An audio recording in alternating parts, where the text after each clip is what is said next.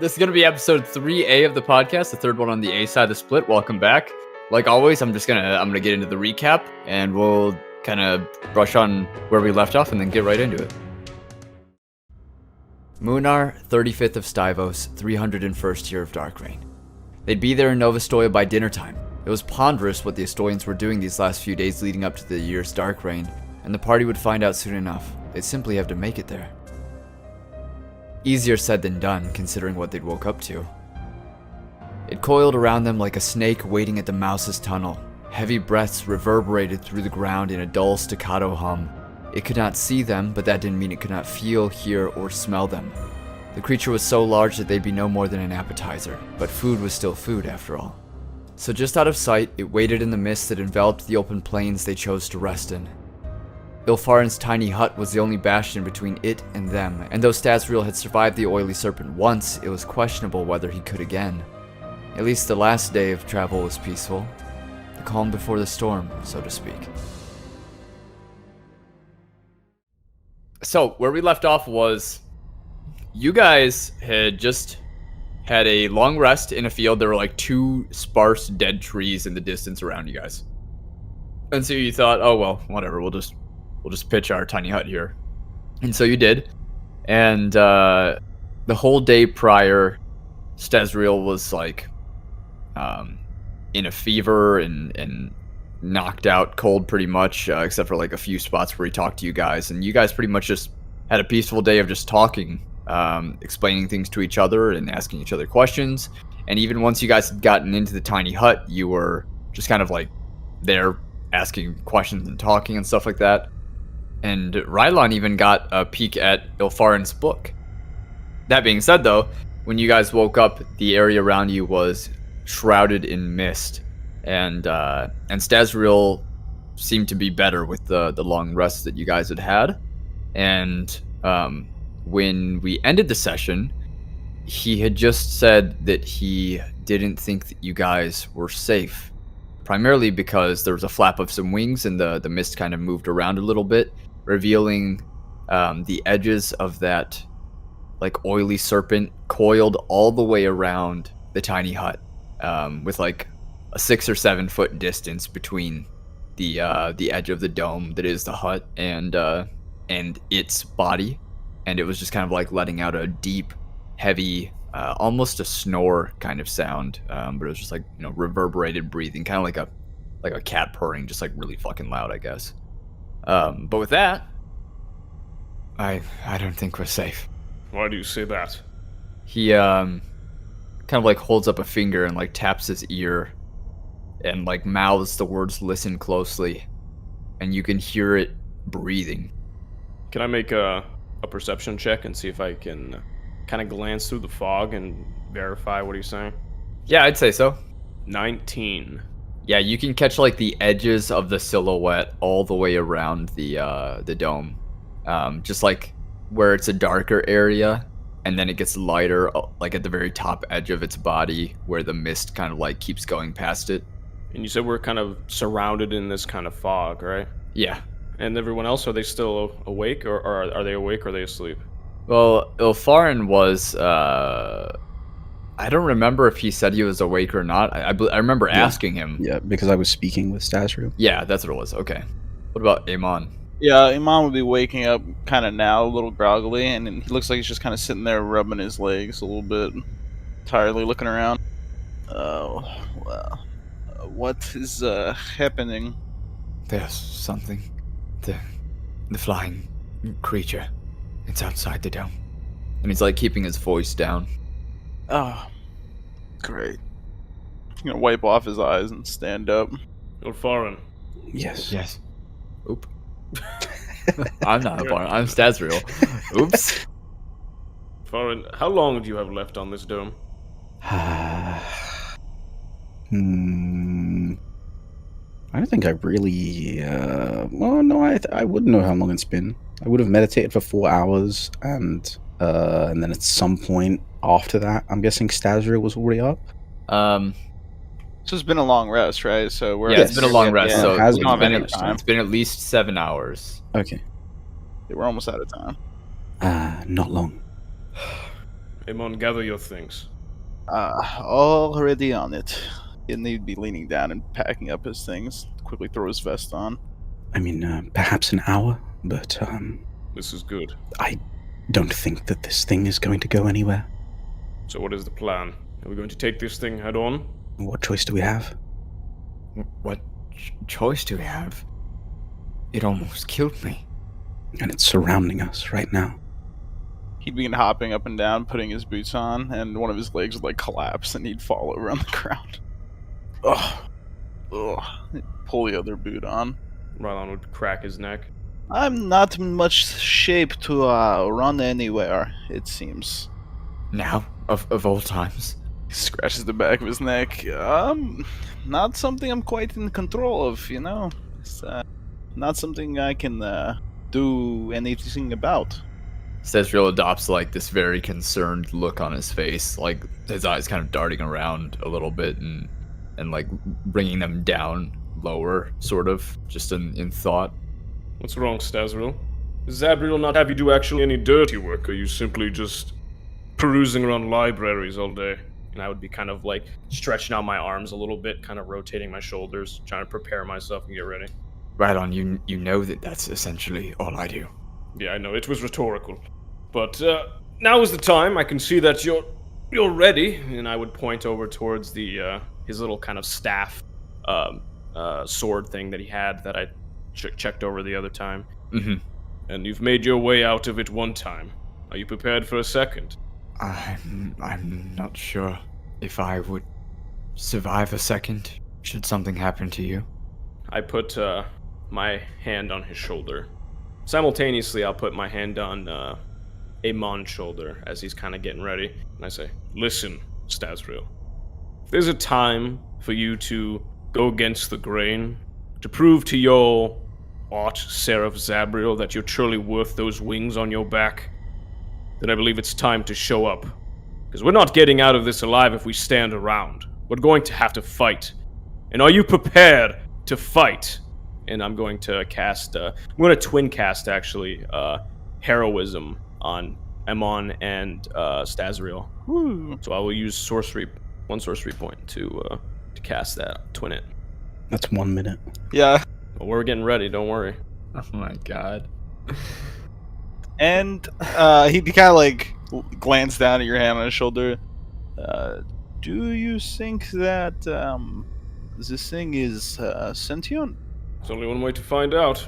And Uh-oh. I walk out the dome. Okay. Do you have your backpack and stuff on you by chance? No, I'm just gonna leave it in the dome. Okay. As you step out, and probably while you guys were talking, just a reminder that you had that little wooden box, and there's a shrill, high-pitched kind of shrieking coming from it. But anyways, yeah, you step out of the dome towards this creature, I suppose. It doesn't seem to react right away. I'm going to let out my wings, so I start emanating a little bit of a radiant glow, so I guess it'd be a bit easier to identify where I'm at. And I'm going to kind of glide up a bit, maybe 10 feet in the air, and fly over towards this creature. Eamon would follow, having his equipment in tow, the box, with the thing screaming in it in his hands from the inside. Steps out of the bubble, gives a worried look over to Ilfharyn. If I leave this dome, there's no turning back. He nods at you and he steps through. Ilfharyn, please tell me that you're smarter than they are. Once again, what choice do we have here? It surrounds us. Stezriel looks still very concerned and lets out his wings, and they kind of whoosh, opening up and stretches them out and kind of brings them and tucks them right behind his back. And then draws in a deep breath and lets out that same breath. Fine. Ready? No, I don't think so, but... Well, once again, it was rather a rhetorical question. I'll step out of the dome, and the dome will disappear. And as the dome disappears, because there wasn't any mist inside of it, the mist that's around it sort of vacuums into that space, and like you see it just kind of like rush right in and then kind of like steady out and even and gently swirl around a little bit. And now all four of you are standing kind of in the center of this massive serpent. It's like just coiled up all the way around, and its wings are like gently tucked down behind its back. It's got two very long clawed hands, or two very long arms with clawed hands. The claws themselves are like the lengths of your like arms. It appears to just be there breathing. The space, the circle that it creates with its body is like a 12-foot, actually like an 18-foot diameter. So like a 9-foot radius from being in the center of it. So is it not reacting that I'm now kind of like floating above it? It seems not to be. Hey, He'd turn around. we could try to move. Move. These two have wings. They do have wings. Do you have any way to, fly, perhaps? Or No. I, feel that our best port of call here would be to not be, Ilfharyn kind of, extends, his index finger, kind of turns himself around, like making the circle, inside. And you can't glance around at the circling things. What do you think we should do with this? And he pulls out the box and pulls it forward. You can't send this thing flying, can you? Send it flying? Away from here, perhaps? I don't know. I am not strong enough to throw it very far. Do you think that I look strong? Nope. Just, testing the waters with your magic again. Rylon! He'd call up again. I would turn around, and seeing as the creature is not reacting, I would make my way back towards the group. Yeah, he'd hold out this fucking box to you. You can have this back. This is yours. I take it and clip it to my belt side. Do you have a plan? Well, it's not doing anything, so, I mean, you could just leave. Well, that's what I just brought up. Well then, shall we just leave, or?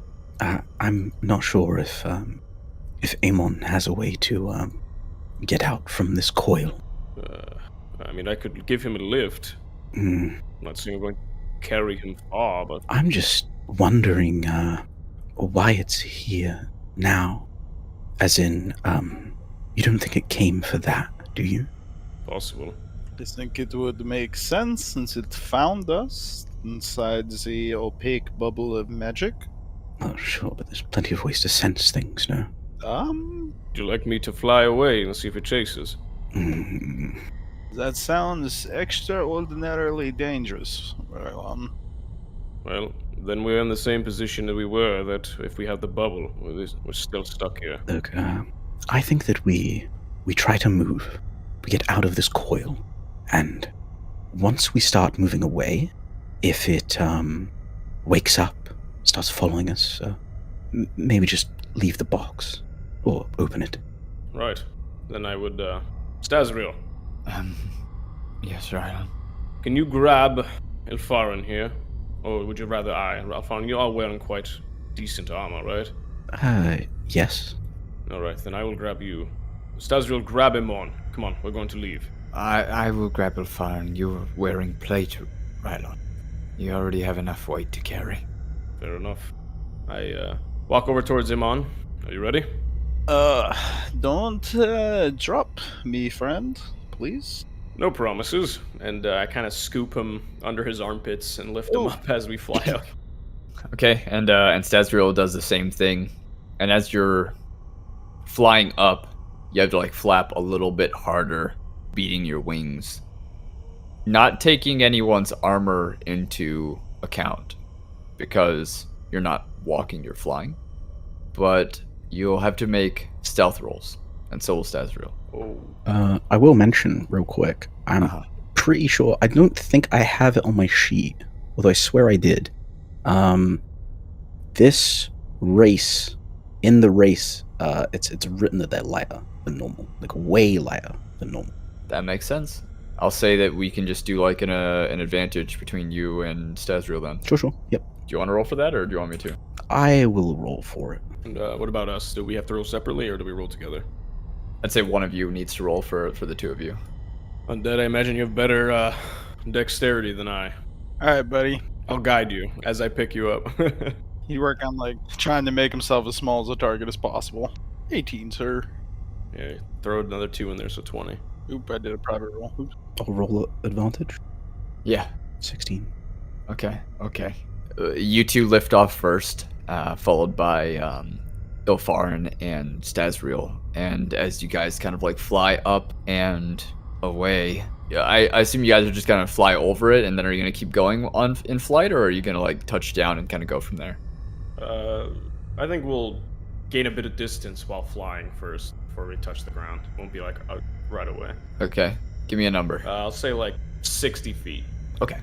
And so you guys go a little bit further, and Stazriel like lets out his wings just like a bird would for landing, and kind of like brings down gently, flapping maybe once or twice, like to kind of make the lightest landing possible. And then sets down Ilfharyn, and then kind of lands himself with a bit of a hop. Excellent. Do you think we're fine? That right now does not matter, Stazriel. We need to keep moving. Come on.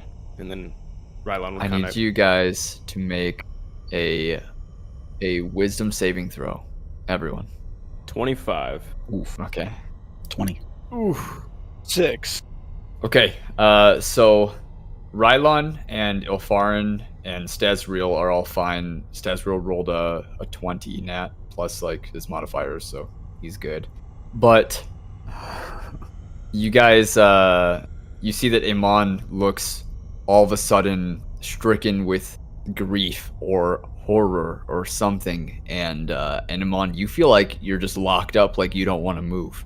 Is he frightened? Because he's immune to being frightened right now. No, he's the condition is not frightened. Okay. Fuck. So your movement is reduced to 0, Eamon, and we're gonna go into kind of like a fluid turn order. Yeah, so his movement would just slow until he eventually stops, and he's just basically like, can I talk? Or like, am I paralyzed? Yeah, you can talk, but Gotcha. You're just like, you're trying to move your limbs, and they just won't listen to you, and you're like just locked up. And everyone takes 20 necrotic damage. If we passed, is that halved or no? Nope. Alright, well I take half because I'm resistant to necrotic, thank God. Do I get a reaction here? Yeah, I'll allow a reaction. Okay. I will reaction absorb elements. Okay. Does that work on necrotic? It works on anything, I think. Yeah, it just says incoming energy, it doesn't say which one. It just halves it and gives me a d6 necrotic for my next attack. Okay, we'll go with that. If I'm wrong, the listeners can roast me in the Discord. But yeah, okay, that happened, and Eamon, you hear in your mind, like telepathically, I smell you. Where are you hiding, mouse?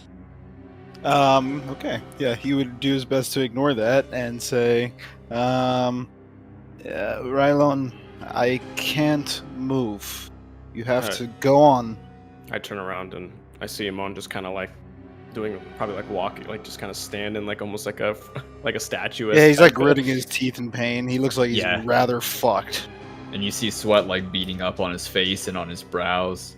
All right, I immediately am going to zoom over there and grab him and lift off and issue to Stazriel. Stazriel, do the same, come on! And I kind of burst out of there with Eamon in the same position that we had before. Okay, and as Stazriel kind of like does the same thing that you're doing and grabs onto Ilfharyn, you're just like booking it? Yeah, we're just gonna try to move as fast as we can. Okay. You verify it's not a charm as well, right? It is not a charm, no. Okay, and as you guys are going along, Stazriel probably is too busy looking forward to look over his shoulder. What about Rylon or the others? I imagine I'm over his shoulder, right? Yeah, and as you guys are going, you get like 20, 30 feet, and then all of a sudden you just feel like a release of tension, and you're able to like move your limbs, but they feel it feels abnormal to like move them again. Like it just doesn't feel right. Like you get kind of a shiver down your spine. Yeah, he'd be semi-limp as we're going, but I assume from over his shoulder, I'm looking up behind us as we're running away. Mm-hmm. What am I seeing? You see just the silhouette of it because it's so misty, it's hard to make out. But you see just this massive, like 60-foot radius sphere of magical darkness, just pitch black ink, appear all of a sudden in the mist. Oh, And then it blinks again, and this time it looks larger, like it perhaps is closer, or the sphere itself is larger. Who knows? Rylon's coming. I just keep flapping. It's talking in my mind, Rylon. Eamon, just stay your head clear. Just let me know when it starts getting closer. Stazriel, stay close to me. I'm just gonna keep flapping forward. Oh my Get god. rid of the box. It's hunting Rylon. Okay. I think it locates you guys on a 32 perception. Are you sure? I don't know. Let's check again. it can like hear you guys flapping away, and like Eamon and Rylon speaking, and Stazriel's. Is it getting closer to us? Do we split up? No, don't split up. And all of a sudden, that inky darkness appears even closer behind you, and you can hear like the shrieking of what sounds like hundreds of those little spherical six-winged bat things, and the one in the box is just going nuts, like practically lifting the box up with its forces. It's just like bashing around inside of it. And Stazriel looks over his shoulder and he sees this inkiness and he panics. Ilfharyn, are you doing anything? I just wanted to ask, how high up in the air are we? I don't know, Jimmy. How high up in the air are you guys? I mean, I'm not gonna say we're that far. Probably like 15 feet. Okay. Do we see these things coming towards us, or do we just hear it? You can hear them. Okay. I'll leave it for now, but if we see them, I might want to do something. Okay. I'm also preparing in case it gets a little closer to us. Eamon, let me know when it's close. Closer. And the darkness ceases moving closer to you as you're flying away, and you see the distance between yourself and the darkness, all of you, growing with each flap of Stazriel and Rylon's wings, and you're going for probably like 50 more feet, 100 more feet, 200 more feet, and then you burst out of this mist, where it's still there, but it's way less dense, and you can see just pretty much plains as far as the eye can see. All right. I guess we'll move another let's say 100 feet into the plains, and then I will gradually land again, because I definitely cannot carry a full person for that long because I'm not that strong. So. Yeah, and Stazriel kind of does the same thing, and is like heaving when he gets to the ground. He like comes down to his knees in his hands and is like heavily just breathing, almost sort of dropping Ilfharyn in the process, like not really setting him down gently or making any sort of gentle landing for himself. Is it gone? Still there. Rylon, help me, please. I look over at Eamon. Are you all right? What do you need? Anything that would get rid of the pain I'm feeling in my head currently, if possible. I would appreciate it greatly. I look over towards Eamon, and I'll cast Cure Wounds on you at second level. So you will get 2d8 plus 7. Roll it. 15 HP back. Thank you. We back a little bit. Hopefully this will do some good, but I'm gonna try to conserve a bit of my energy just in case. You understand, right? Kind of lean back, stretching a bit. I appreciate that, but whatever that thing he did almost killed me. It was not pleasant. I rubbed the side of his head. Probably best we didn't fight it. Probably not, but we should. There's no point in standing around here. We should hustle. Yes. And Rylon would, like a morning jogger, make his way through the dew and keep pushing. Mm-hmm. All along. Oh, Nezzy, do you have me saying that he just looked at the thing and it does not apply to necrotic damage, so he used the slot and took the extra damage? Big L. That is whack. Yeah, you guys keep going. On foot, right? Sorry, did I miss that? Yeah. We're hustling. We're doing like fast walking. What's that like for Eamon right now? It looks like he's really pushing himself. He's kind of walking with like a limp. Every now and then you see he kind of kicks one of his feet back, stretching it out backwards. Looks generally uncomfortable as we're kind of moving. Okay. Okay. He still moves just as quick as you guys, but he looks pretty uncomfortable doing it. And where is Ilfharyn in the pack of 4? And then additionally, where is Rylon in the pack of 4? I assume, kind of by how it was said, Rylon is taking the lead. Yeah, for sure. Unless Stazriel is at the back, I can be at the back, sure. Okay, I would assume that Stazriel's probably second, and with his limp, Eamon would probably be third, and then Yep, that sounds about right. Mhm. you would be fourth. Okay. Any particular reason why you're getting our order? You about to blow us up? No particular reason. I'm just a game master. Allegedly. Okay, yeah, and you guys keep going for the better part of a couple minutes, at least, undisturbed. Do you do anything else during this time? Scouting. I'm fucking keeping my dang eyes open for this thing. I'm looking around. I'm checking up, above, down. I'm looking for any like singular spies out of this thing's body. Okay, make a perception for me then. Got it. Okay, you said you were looking up, and when you do, like, you're looking around, your eyes are darting around, you turn your head to the side, you're looking around, you turn your head to the other side, you're looking around, and then you look up, and you see, streaking through the air, far above you, moving in the same direction as you, this serpent creature. And it's like, judging from this distance and like seeing it, it has just these 2 legs, no rear legs, just these 2 front legs, and or front arms, I should say, because they look a lot more like arms. And it has like 6 wings that are in different shapes along its back, just behind its arms. And the arms are fairly close to the head, maybe like a distance of 15 or 20 feet away. And then behind the arms, the serpent-like body sort of waves through the air for what could be the better part of 100 feet. You audibly go. And start moving a little bit faster. That thing is still above us. Up. He'd point up. Things seem to be moving in like a particular direction. Like, is it trying to like? With the 25, can I see that it's moving at our speed, kind of matching our speed, just watching us, or is it heading in a direction towards Ostoya, ahead of us? It's like dead above you, and it's kind of like watching an airplane, from a distance, where it's moving super slow from down here, but you know that up there it's moving really fast, so it's probably moving a little bit faster than you guys, at least. Gotcha. Okay, perhaps we should stop for a second. Stop. This thing's going to catch us if we're just walking on the ground, so it might be worth it to see what it is about to do. Perhaps you should prepare to cast that bubble again.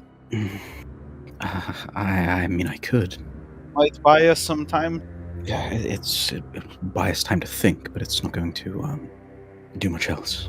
Yeah, well, I must say that 8 hours sounds a lot better than being a snack in 20 minutes. Okay. Well, are we stopping? He would stop. Okay. I would brush to a halt. Stagel would like flap his wings once, like kicking out and just stretching, and then bring them back behind his back, looking over at you guys. His like silvery eyes kind of confused as he's looking between Eamon and back to Ilfharyn and then Eamon. Why just stop here? We could go the opposite way of it. Create a larger space. First, let's see where it is. And looking up, he's kind of putting both hands on his waist. And I try to give it like 15, 30 seconds, a minute. I'm just trying to see if this thing continues moving or if it seems to be holding position above us or preparing to do something silly. And as you look up, you get to the count of like 3 in your head, and you see it bank to the side, and then start to circle. Okay. Yes, he is very unhappy with us. You think? Called me a mouse, by the way. Mouse. Ridiculous. And then you see it like explode into a cloud, like a massive cloud of these little flying baseball-sized razor bat things. Okay, now might be the time to do the bubble. Do the bubble? Watching this giant cloud, as it seems like they start to move toward us. They kind of disperse out, making the surface thinner but wider. I don't know, how long do you watch them? I don't know. I'm not doing anything. I'm gonna keep watching it. If anyone else wants to do anything, feel. Ilfharyn, how long until that bubble? A minute? Alright, I'm just gonna look up and wait and see if they get closer. And if they get like within like 30 feet of us before Ilfharyn finishes the bubble, then I'll be preparing a spell just in case. So currently they're, let's see, probably like 200 feet above you guys. Like the serpent flew way up high, maybe even 300 feet actually. It flew way up high and then banked around and started circling and then exploded into this cloud. So they're all still that high up, but you do see the cloud. It's kind of hard to judge it because once again, if it comes towards you guys, it could just be like, it could be an optical illusion, like it could just be spreading out. It looks like it's enveloping, right? It does kind of look like that, yeah. Definitely want to eat us. And then you can hear the faint buzzing of like these thousands of little screeching South Azal demons. Okay, it's the bubble now. It's coming, it's coming. Okay, it should come a little faster.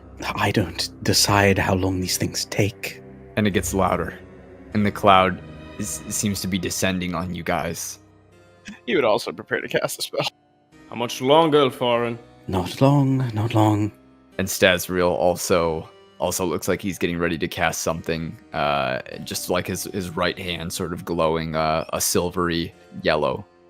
This cloud gets larger, and you can judge by now they're only like 100 feet away, and it's been about 30 seconds that Ilfharyn has been casting this, maybe 35 seconds. And the cloud gets down to like 50 feet above you, and it's been 45 seconds. Saw that thing attached to your waist, right? Yep. And you haven't made any move to do anything, right? Nope. I'm just looking up right now, just waiting. I got 20 seconds. I think I can cast 2 spells real quick. Not on the things, but on the box. I think you could, yeah, definitely. I'd say that you could probably have done that while these things were flying down on you. I kind of jumped the distances pretty quickly, but that was just because I wanted to give you guys an idea of timing. Ask me if you want to sleight of hand for this, but as these things start kind of encroaching on us, he kind of glances between the box, glances between them, glances between the box, and he mutters a few words, makes a few hand signals, and a invisible hand would appear next to good old Rylon and unclasps the box from his belt, and then I'm going to attempt to cast Levitate on it. You shoot it up into the air above where the tiny hut would be, and away from us. I suppose the question would then be, if Rylon feels this thing kind of like shifting around on his waistline, does he prevent the box from leaving him, or does he allow this to happen? I guess I look a bit concerned as to what you're doing, as my gaze now kind of focuses down onto the box and then onto you once I realize it's you. What are you doing? Things this thing away from us. And did you let it get unclasped? Yeah, I mean, I'll just let it happen. You know, he would start saying spell, and then I will cast Levitate, rise 20 feet into the air, and levitate there outside of the bubble. Okay, and I'm gonna roll that you were probably doing that in the time that it took for this giant cloud to descend to a distance of like 50 feet above you guys.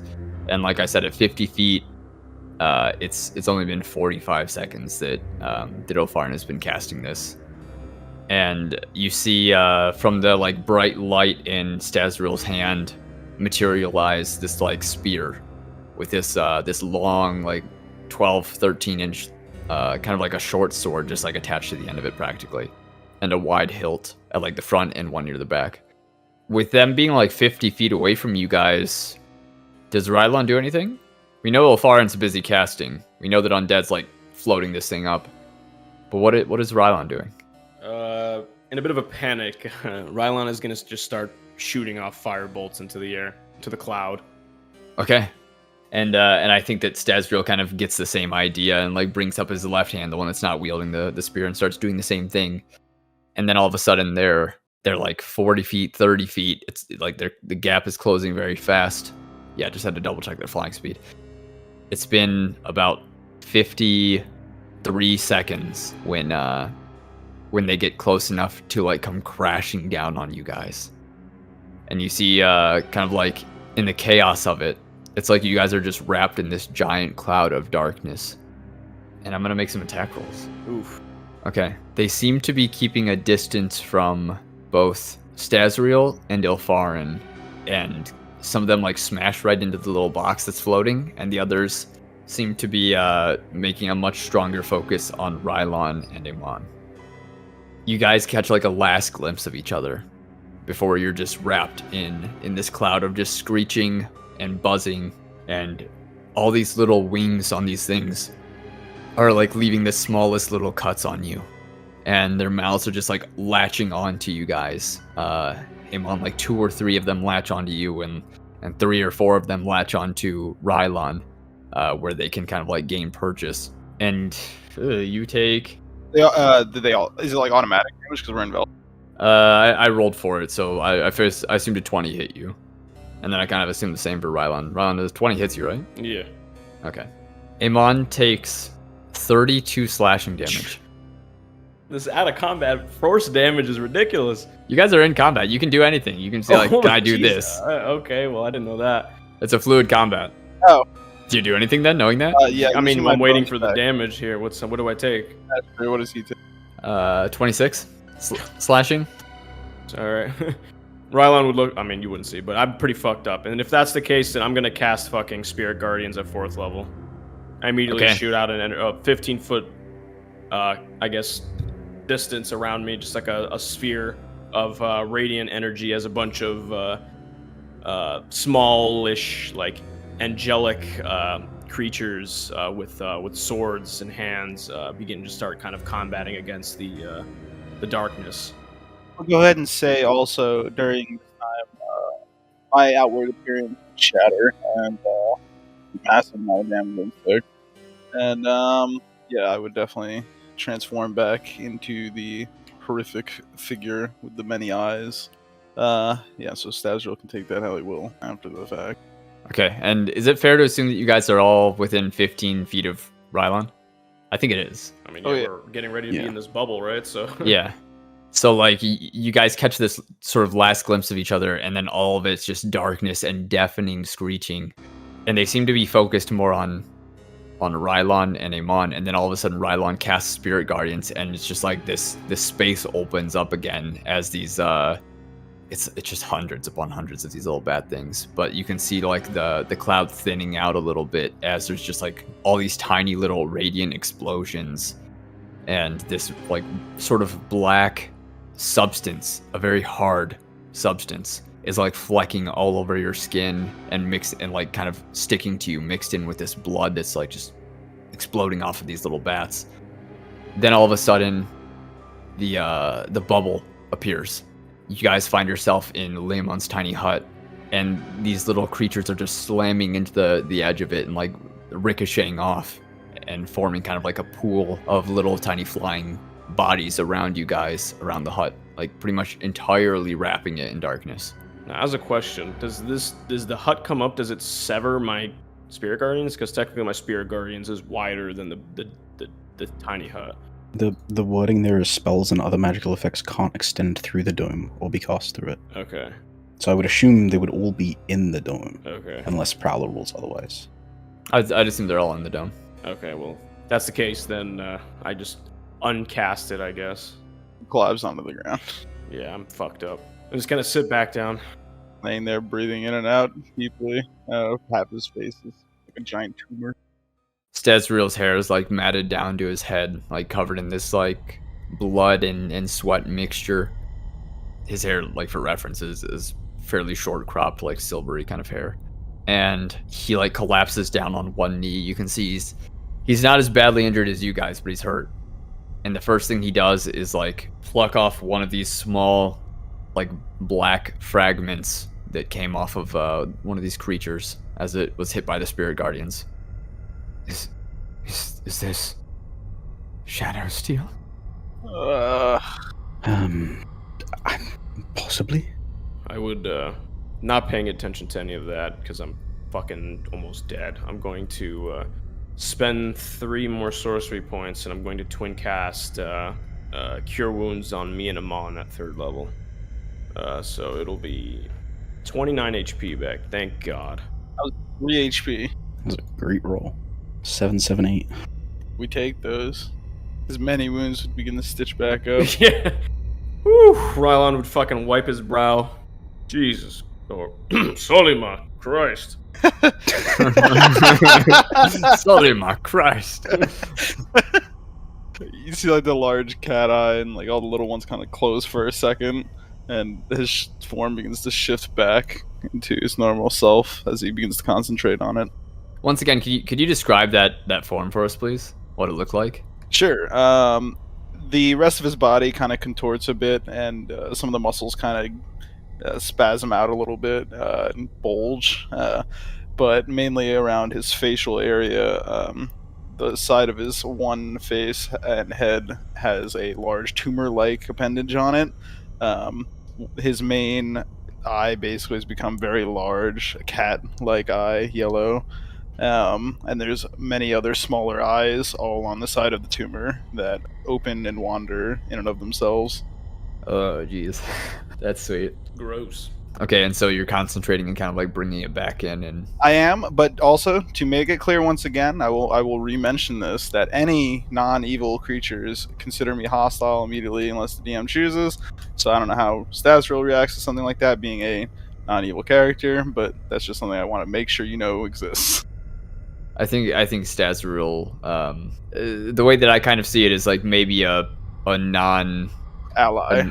like a non-ally NPC kind of would probably With- like if you were in a town, they would probably go nuts and like throw rocks at you and like run away and try and jab you with pitchforks and stuff like that. But other than that, no. In this case, you're fine. And Stazril looks kind of focused on his own problems right now. Excellent. Okay. He'd stand up and dust himself off. Ilfharyn does the opposite. He slumps himself down. He's holding his head. And dusts himself on. Does himself Covers on. himself and stuff. He'd look at his blue vest, which I assume has been like torn to shreds. Probably, yeah. Like all these little wings are just like razor blades practically, and you even see like a couple of their little eyeballs just like sitting there on the ground, just these red sort of beads glowing like an angry red. I assume like a bunch of these wings are like in my vest. Yeah, I'd say so. Hearing what he said before, I pull one out and glance at it. Is this like a strange material, similar to what I've heard of Shadow Steel? It's an oddly thin and brittle looking, but much stronger than it looks, sort of blackish metal of some sort. Like if you tried to bend it, like it's just more than paper thin. But if you try and bend it, it doesn't want to budge. Huh. And you want me to make a roll or anything to try to match that up with what I've heard and been informed about what I'm looking for? I'm just gonna say, roll an intelligence check. Just a straight intelligence. Can I remember this? 13. Yeah, I'd say so. I think that it's Huh. like you've probably, in preparation, leaving for Ostoya from the Charnel Kingdom, you probably had read at least a little bit on the material, and you're not entirely sure, but it makes sense that it could be Shadow Steel. And if it was, wouldn't this be worth like a small fortune? It would be worth quite a bit, yeah. Huh. Well, aside from almost dying, Stazril is correct, as this is very strange. Has this down and continues to examine. He pulls out all the little shards from his vest. In total, like the amount of little shards forms up to like a stack the size of a soda can. Huh. Well, so what now? I was wondering the same thing. Rylon, any new bright ideas? Well, we've been bought another long rest. Care to sleep? Rylon says sarcastically. Zabriel, guide me. Ilfharyn, What? any ideas? Any ideas? You're a scholar, aren't you? Surely you have something. Well, we've secured ourselves some time, and that's about it. These bad things like kind of in a donut shape, are flying around counterclockwise around the tiny hut, leaving probably like an arm's length between the tiny hut's wall and themselves. And then, yeah, they just keep spinning like that. Question, Prowler. Yes. Answer. When I casted Spirit Guardians, did it look like the creatures were getting instantly kind of popped, or did they still kind of make their way through and kind of nip at me a bit? There were a few of them that got through, but the Spirit Guardians were like, man, I can think of one good reference, and I just don't want to say it. Okay, if I want to make an intelligence check, okay, and I want to see if, because given that circumstance, if I were to torpedo myself through the cloud with the Spirit Guardians, would I be able to take a good chunk of them out, essentially? A good chunk of them. Because if I'm in the bubble when it casts, I can come in and out, right, Nezzy? Technically, yeah, it would. It's up to Prowler. Like, spells and other magical effects can't extend through the dome or be cast through it. The wording is kind of cloudy, but in this case, it was already cast prior to coming in here, and it does last for a certain amount of time. So I'd say while you're in here, the Spirit Guardians are just like these floating little wisps with like spiked edges, like jutting out from them, like miniature spears, practically. They kind of look like. Actually, I'm gonna let you decide. What do they look like? They don't have any faces. It's almost like a faceless, small, angelic kind of sprite-like creatures with angel wings, of course. And they glow with the same kind of energy that I put out, like this kind of yellowy bluish, almost like a marine, like teal type of energy. Yeah. And they all carry like individual swords and shields and maces and stuff like that. And they're kind of flying around, I guess. And the only way I can interpret it in my head, it's like when you're a kid and you're riding the school bus home and you pass by another bus and you guys are kind of just like giving each other like dirty looks on the way, is how I envision the Spirit Guardians and these kind of black little dragon fiend things kind of just like eyeing each other up through the bubble as we're kind of just standing around here. I imagine it kind of like what's that movie, Night at the Museum or whatever, where there's like the little cowboy army against like the little like Native American army kind of. Oh yeah. And they're like, there's normal sized people, but then there's like all these just miniature people like battling it out. That's kind of how I imagine it. But what you described with how they looked was kind of like spot on with what I was thinking as well. So yeah, I'd say they're all just kind of like floating around, looking through the dome, like you said, staring at the others. But like the moment you were to step out, it would be just a battle between them pretty much. Where like they're practically the same size as these little baseball-shaped kind of bat things, south as owls. All right, so I'm gonna make an intelligence check and see if it's something I think I would be able to manage, given these circumstances. 5. Your guess is as good as mine. I look towards the group. I say, "Well, we have at least the next couple hours before we lose the dome, right, Ilfharyn?" We have longer than that. Do remember that this most likely extremely intelligent creature has 8 hours to think about how he's going to eat us. That's true, but we have the same. Yes, so we have to be somewhat clever about what we do here. Look, I have some ideas, but everything's risky, and I'm hurt. Do we know anyone in Ostoya that is important? Negative. No. Great. So, no backup, stranded in the middle of a field. You hear a thunderous sound as these little tiny bat sort of south as out demons all coalesce into the serpent again, and they're still moving in the counterclockwise sort of donut around the hut, and so it materializes into a single solid creature that like collapses onto the ground. It's like dragging itself by its claws as it slows down and comes to a halt, and it coils up closely around the hut and is like staring in at you guys, with its head being about the size of the hut itself. And it's got these large red eyes, and I believe that I posted a picture of it in D&D General 2A. Yes, you did. So if you need a reference, it's there. I'm gonna give myself some healing hands, so I'm gonna give myself 7 HP. And I look towards the group. I have a plan. by being a bit reckless. Mhm. I noticed that the energy that I have casted was able to combat this creature just a tad, at least enough to buy you some time. Well, hold on. So can it? So is there sound passing through this barrier? Pretty sure. Yeah. So it can probably hear you right now. Didn't you say it spoke in your mind? Yes. Oh, I can hear you. Oh, it just spoke. And it speaks out loud in Elvish. Oh. Yeah, I speak that. I would begin responding in kind as well, and I'll translate right now. If looking around, like who wants to answer, What do you want? I would translate. I want the Seraph. You're going to have to be a bit more specific than that. I would settle for both. Sir, didn't this one create you? He points towards Rylon. Did you translate that? Yeah. Do you like look back to me like you're expecting me to say? Like, Yeah, I mean, if you're speaking in Elvish, I'm...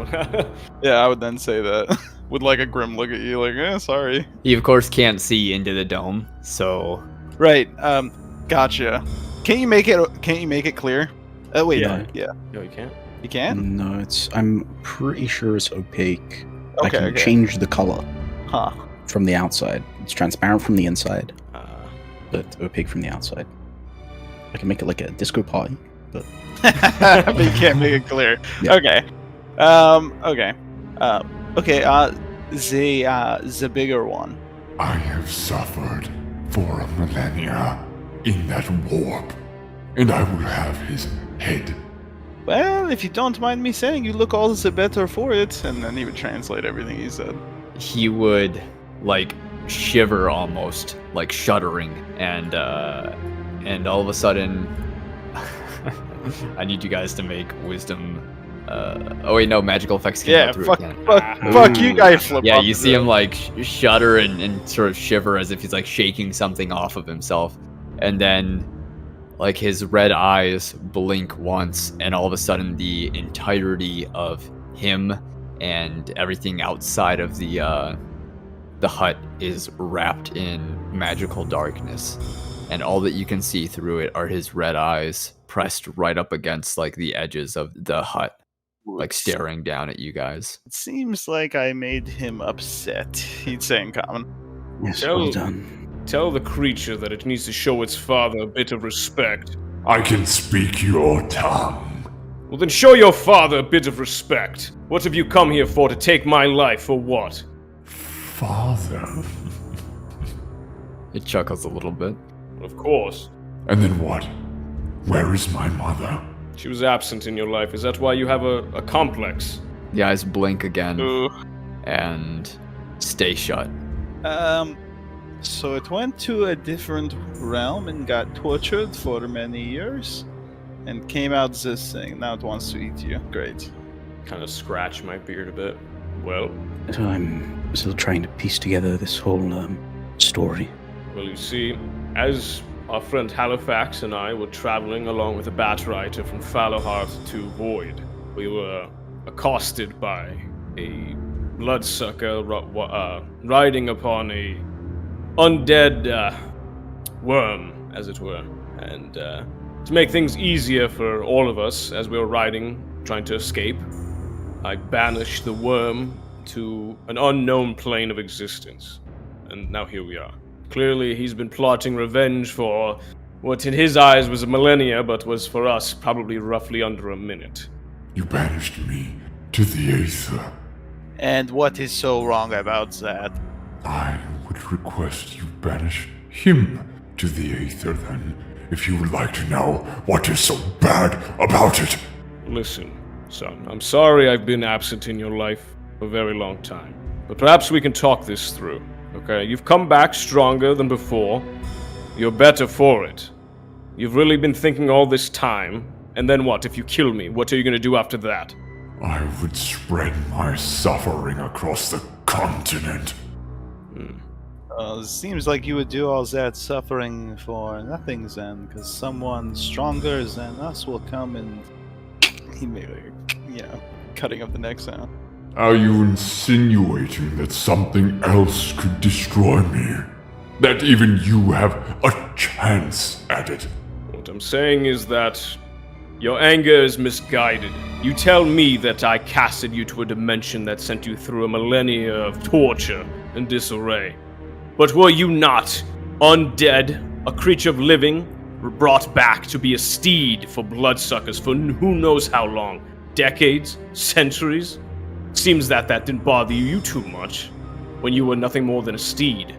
But now that you consider yourself a leader, this is how you act? It is true, I was trapped in my mind, unable to act of my own free will when that damnable thing rode me like a... So you come here and you curse me after I've granted you the ability of free will. Yes, it went through a millennia of torture, but you would have been through longer as a subservient of someone else. You see the red eyes open again, like glaring in. Just the eyes are darting around. It can't see you guys, but they're just darting around as if it's looking in and observing the room that you guys found yourselves in. Still, like darkness is just all around. So then what? You will hide, and I will wait. Well, with the right application, we could do this a very long time. I would like to see you outlive me. Yeah, it's not so much that there's other forces out and about. It seems like a big waste of time for someone who has been trapped for so long. Why not go after your previous masters? There's plenty of bloodsuckers. If my time spent waiting is an ocean, then what is one more drop? He's got me there. He really wants to eat you, Rylon. That is fair. You are so single-minded, and this is how you spend your free time when you have nothing but. In the moment when you're finally confronted with something you've yearned for so long, it almost is as if you could wait another couple minutes, hours, even days. But then what? You say you're going to spread your darkness across the land of Etheris, right? It seems that you have to get in line, friend. There are plenty of creatures a lot stronger than you and I combined that could sully us right now if they so choose. Doubtful. Right. How long have you been in this plane? And what can we even call you for the short time we have left? You may refer to me as Salathir. Alright, Sal. Well, how long have you been in this plane? Not long enough. Well then. Do you understand what it's like in the Aether? Where it's cold, colder than you've ever known, and at the same time, hotter than anything. No. When each breath is like... He ponders for a moment, shudders, kind of thinking of what it was like. Every waking moment was pain, and they laughed and pointed and bound me to this form, changed me. Well, I think that Rylon was going along the right path. Revenge is a very sweet dish, Mr. Powerful Being, but perhaps it's misplaced. Why not start with the people who originally enslaved you? And if we can't provide... Rylon, the Aether, is this the same place that Halifax went? Aye, it is. Okay. And let's say by the time you deal with your old masters, we'll have something to help you with getting revenge on the people who made you this fucking mad. Listen, son. I understand. We're on the same team here. While your anger for me is warranted, you didn't deserve what happened, but under the circumstances, my powers are sometimes misused. And I apologize for whatever happened to you. But our goal for going to Ostoya is to find out the reasons as to why this happened. I have a friend, a close friend, who is now going through the same torture as you. But if yours only lasted a minute on this plane, his will last even longer.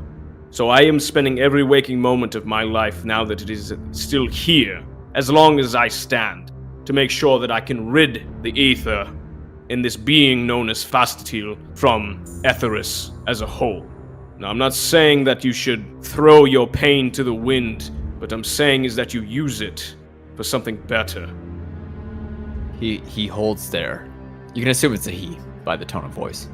He holds there for a while in silence and contemplation. It could be, I mean, under this kind of gaze, it feels like it's much longer, but it could be a matter of just a couple minutes even. He would get nervous at one point and say, and to seal it all home, we could tell you who originally enslaved you, if that piques your interest. But, just not looking to get eaten today. Kind of pull his ripped vest out a little bit. Rylon would take away the spell of Spirit Guardians, and I'm gonna walk out the dome. Oh my god. Oh, didn't see that. Okay, and you find yourself wrapped in complete darkness as you make your way out of the dome. Lance was over to Ilfharyn like, fuck. And Stazriel's just like mouth agape, like jaw dropped as he's watching Rylon kind of like make his way out of the dome, and he tries to like catch your sleeve at the last moment as he snaps out of his like snafu, and just grazes the edge of your plate's elbow as you step out of the dome. And from Ilfharyn and Eamon's perspective, it looks like he has a moment where he almost takes a step out, like he looks like he's gonna just charge right out there with Rylon, and he ponders and he second guesses it. And I assume Rylon's like enveloped in blackness. Yeah. Yeah, he's just like, the moment he steps out, he's invisible to you. Phew. It's such pitch black that you just, unless you have like magical vision, I guess, like yeah, demon sight or whatever the hell. I do not, and I just kind of like sit down and go, whew. And Salathier pauses. What did you say? He blinks rapidly. Like, you can see his kind of giant red glowing eyes just blip out and back in rapidly over and over. What did you say to me? I said I'm sorry. I'm sorry for my negligence and my inability to use the arcane proficiently. I'm sorry that I casted you to a plane of existence beyond any of our comprehensions. And whatever torture you enveloped while you were there is on me. I get that. And I get why you're angry. But it's not me who you should be angry at. It's the creatures that reside there, that continue to spread their ilk as far as our eyes can see. Spread the darkness, creating more creatures like you and I, but making them far, far worse.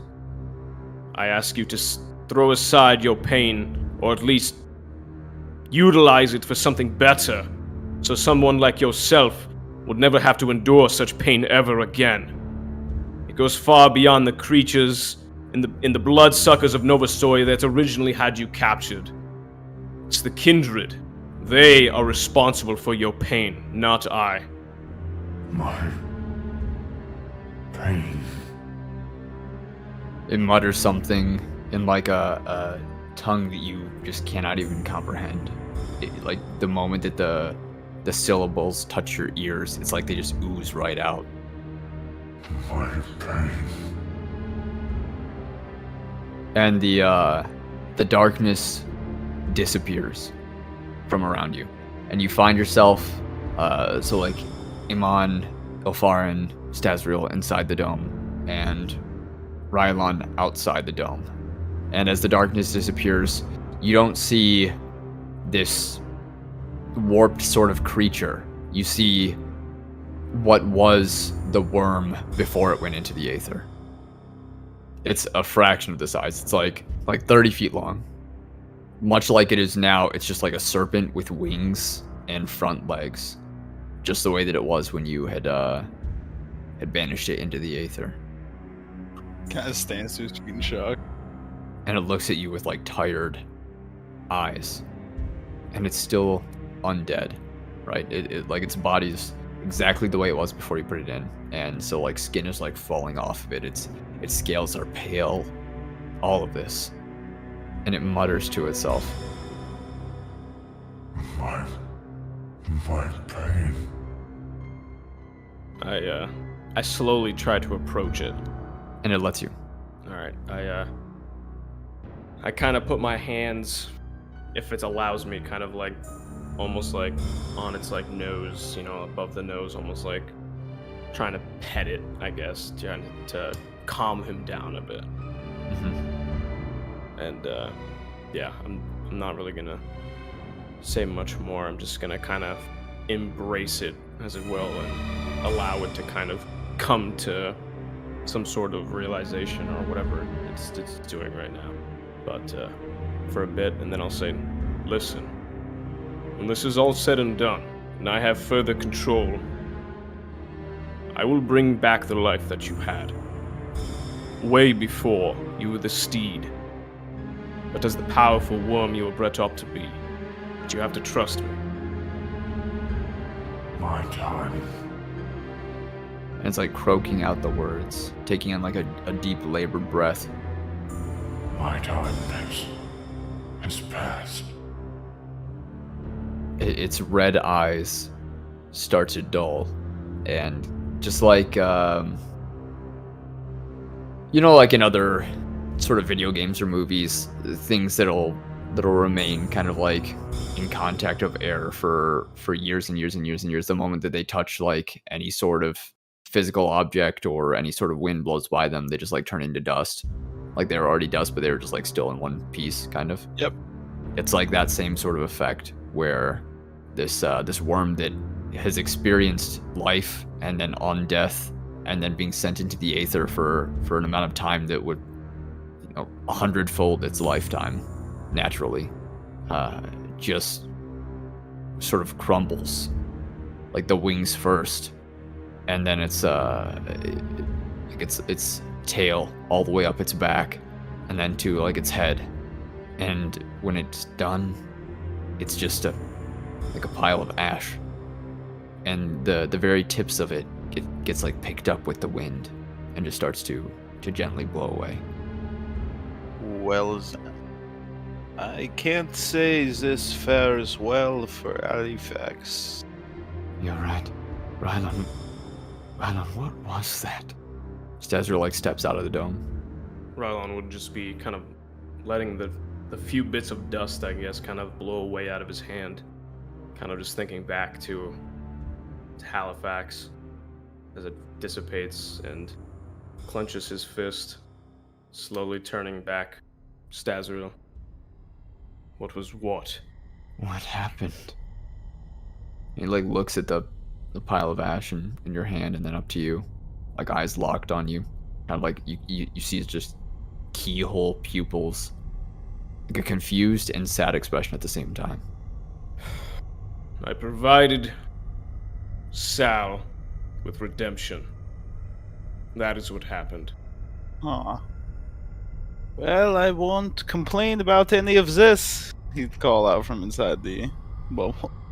Then, do we keep moving? I see no other choice. Act like none of this happened. Move forward. Reach Novistor.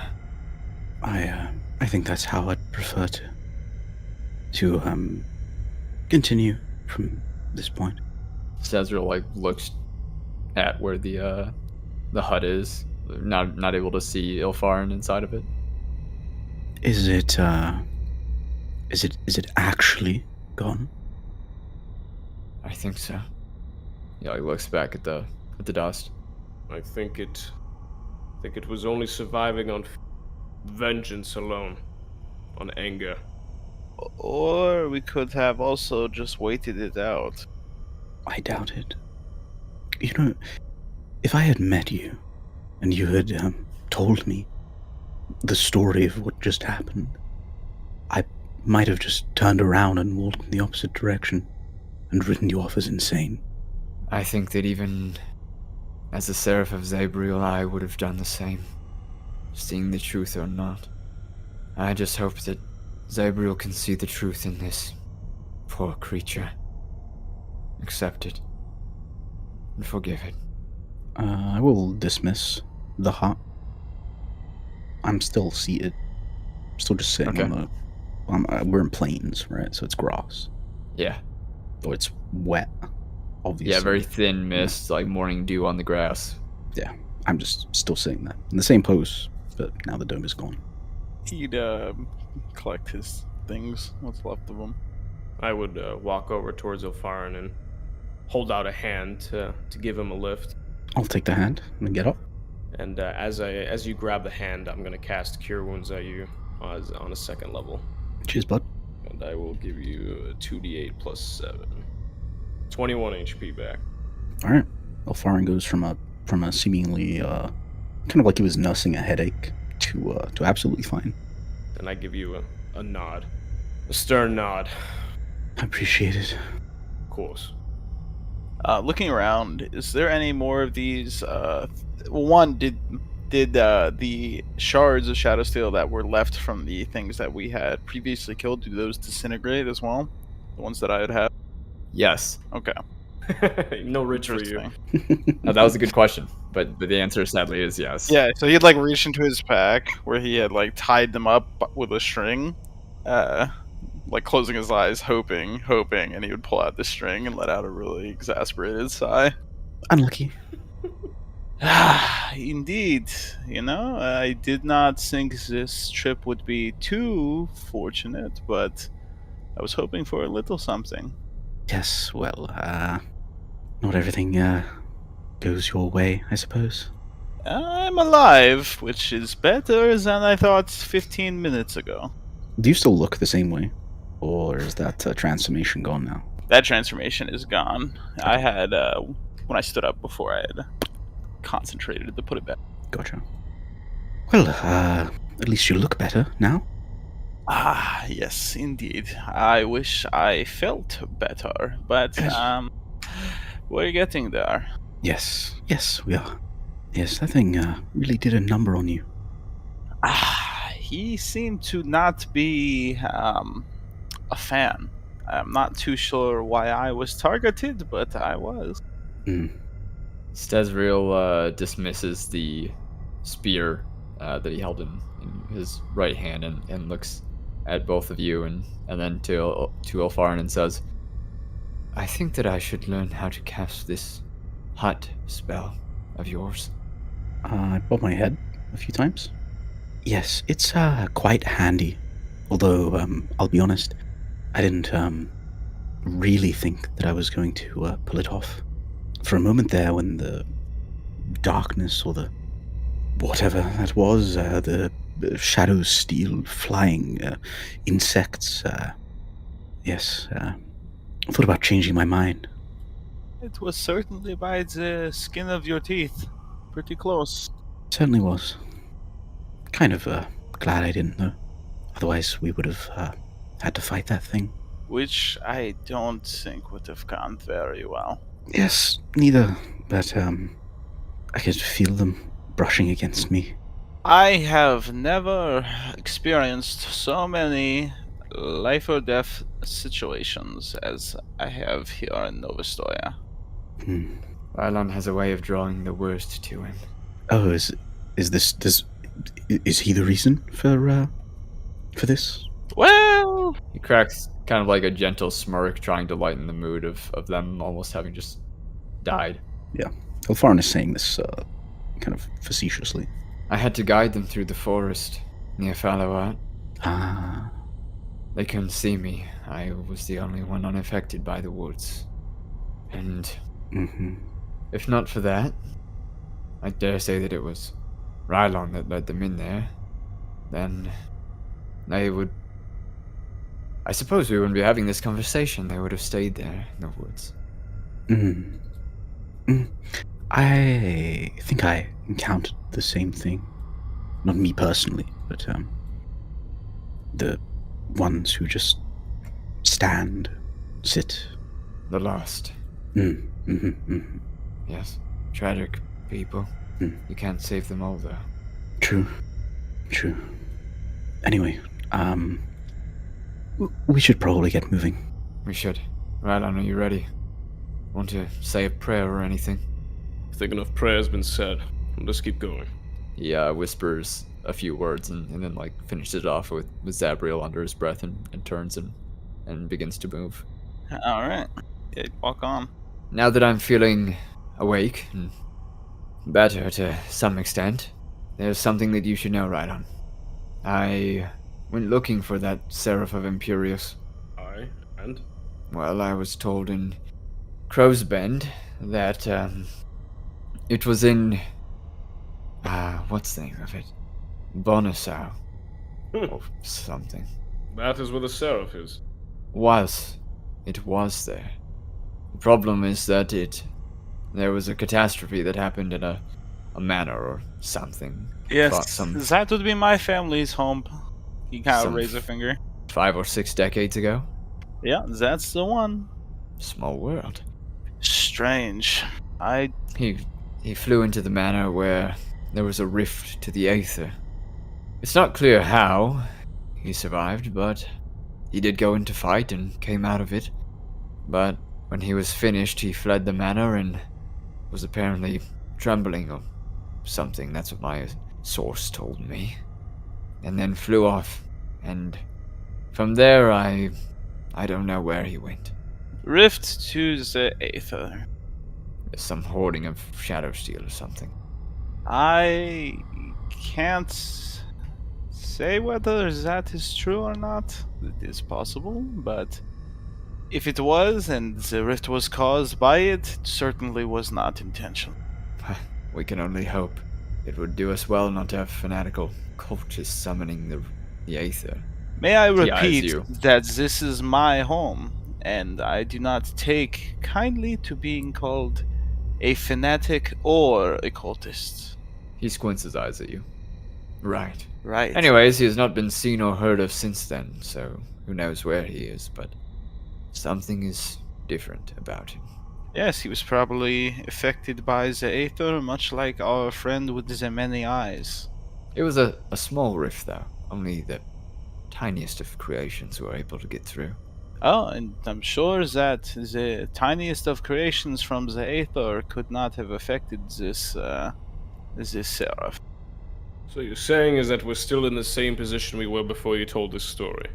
Correct, but at least we know something. Well, Rylon, if we get finished here, you're more than welcome to come back to my farm and help me fight off whatever God's forsaken things that are hiding in my home. Gives you like a cheery smile. I would be careful with that smile. Rylon is a sour person, and as you can tell, clearly a glass or water skin half empty type. He's right, the Shall Not is out of my jurisdiction, so... Jurisdiction? Right, I'm confined to Ostoya. I cannot leave, actually. It's actually forbidden. By whom? I'm just kidding. He squints at you. Another fine attempt, Rylon, but you really got to work on that, okay? I'm trying, but Rylon would kind of pull out his beard. This makes things rather difficult because we are on a timetable. We're supposed to meet in Taustar before the Dark Reign, but I don't think we're going to make that. Dark Reign is very soon. I'm aware.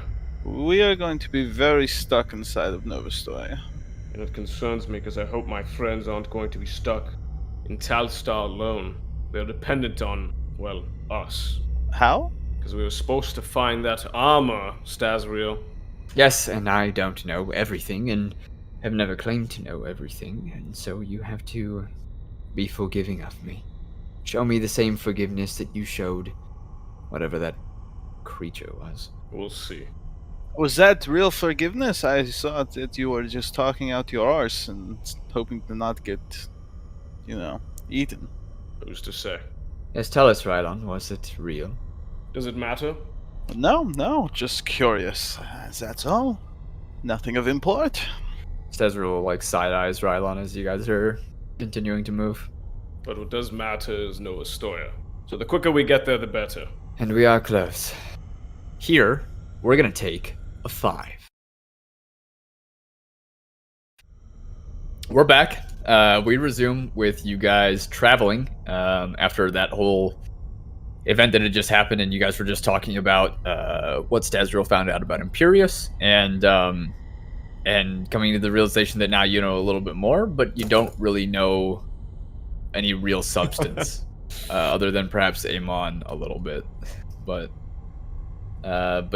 yeah, you guys are walking. You left your one horse that you had far behind. Now what? Just walking. Trying to get to Nova Stoya. We're going ASAP. to damn Nova Stoya. We're going, Prowler. We're gonna get there. Nova Stoya or bust. Nothing's stopping us now. It's time. Nothing at all. It is daytime in Ostoya, and that being said, the sun is actually still rising because you guys woke up and it was still sunrise. But anyways, sun is still rising. That whole event that happened probably was like 30 minutes or an hour at most. And now you guys find yourselves walking through plains. It's probably like 30 minutes to an hour before you come across a small forest. Not like a super dense forest, just like thick enough to be, trees and forest. Thick enough to be considered forest, I should say. I don't know. I mean, if you guys sound like you're just going to keep walking, and so if you do, you guys are able to cross through the forest unimpeded. In fact, you, what are your passive perceptions? Minus 13. 16. 11. 11, 16, 13. Eamon, you see an undead just shambling through the woods. A single undead. Looks like a woman, but she's lost like most of her hair and is covered up in like kind of like a potato sack, basically. That's got a bunch of tears and gashes in it. So it's kind of hard to tell for sure. Gotcha. Is this like a normal thing here? Have I run into it before? Just random undead? Because the last time we ran into undead, it was controlled by a giant evil lich. I mean, not evil lich. I would say on very rare occasion you came across undead. Funny enough, because that's your name, LOL. But I'd say rare enough that it's strange when it does happen. Okay, yeah, I would tap Rylon on the shoulder and kind of like clear my throat to Ilfharyn. Over there, that way. Point it out. What is it? Looks like a woman who's not quite alive, but not quite dead. You mean an undead? Stazriel says, like, kind of like. That's what I said. Just say what it is. You said it in a way that wasn't all right there, direct. Celestial man. Yeah, I don't, see me criticizing the way you speak, huh? Right, I see your comedy. I understand. You don't need to explain yourself. Don't worry, Eamon. You can work on it. You'll get good at it eventually. We can work on it together. I think I need to work on your friend Stazriel. He's quite rude. Listen, if you want to jack him up, I won't stop you. Rylon! yeah, you see like a little smile across Eamon's face. Like. Alright, so we're dealing with a singular undead. What is the problem? What is it going to do? Oh, nothing. I was just pointing it out in case you wanted to see. For target practice. Sure, if that's. No. Leave it be. What harm is it doing? Good idea. I shoot a firebolt at it. 25. Okay, you like smash it right in the side of the head, and you see like half of its head just blast right off, the other half like still there. And as it like turns to look at you, its tongue like wagging out of its like half existing jaw. It just like collapses down to one knee and then like down on its face. There we go. It twitches a couple more times and then it's still. Problem solved. Oh, Seraph's doing Seraph things. But for what reason? That could have been one of your people, Rylon. My people? Yes, your Ostoyan people. What? Who else? Well, clearly it was an Ostoyan, but it is far beyond saving. It is a walking corpse, Stazriel. What would you have me do? Well, I don't know. Just leave it be to exist. So it can attack someone else traveling along the road? Attack someone else, live a perpetual existence of undeath. Why not give it mercy? Or is that not in the definition of Zabriel? Do not insult Zabriel.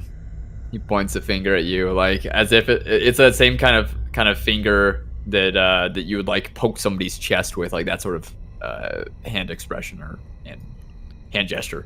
Oh, he's really telling you now, Rylon? Listen, I mean no offense.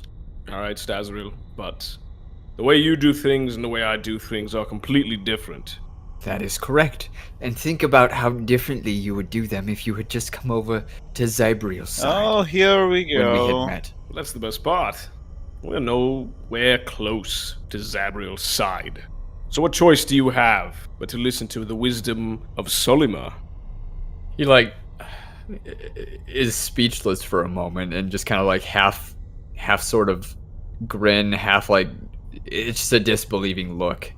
Are you serious? Kind of. And then just kind of shakes his head gently and looks away. Right. Anyways, let's keep walking and just kill every undead that we see. Yeah, sounds good to me. I don't feel like being lunch for some other poor creature. What makes you think that you would be lunch? You think they eat you people?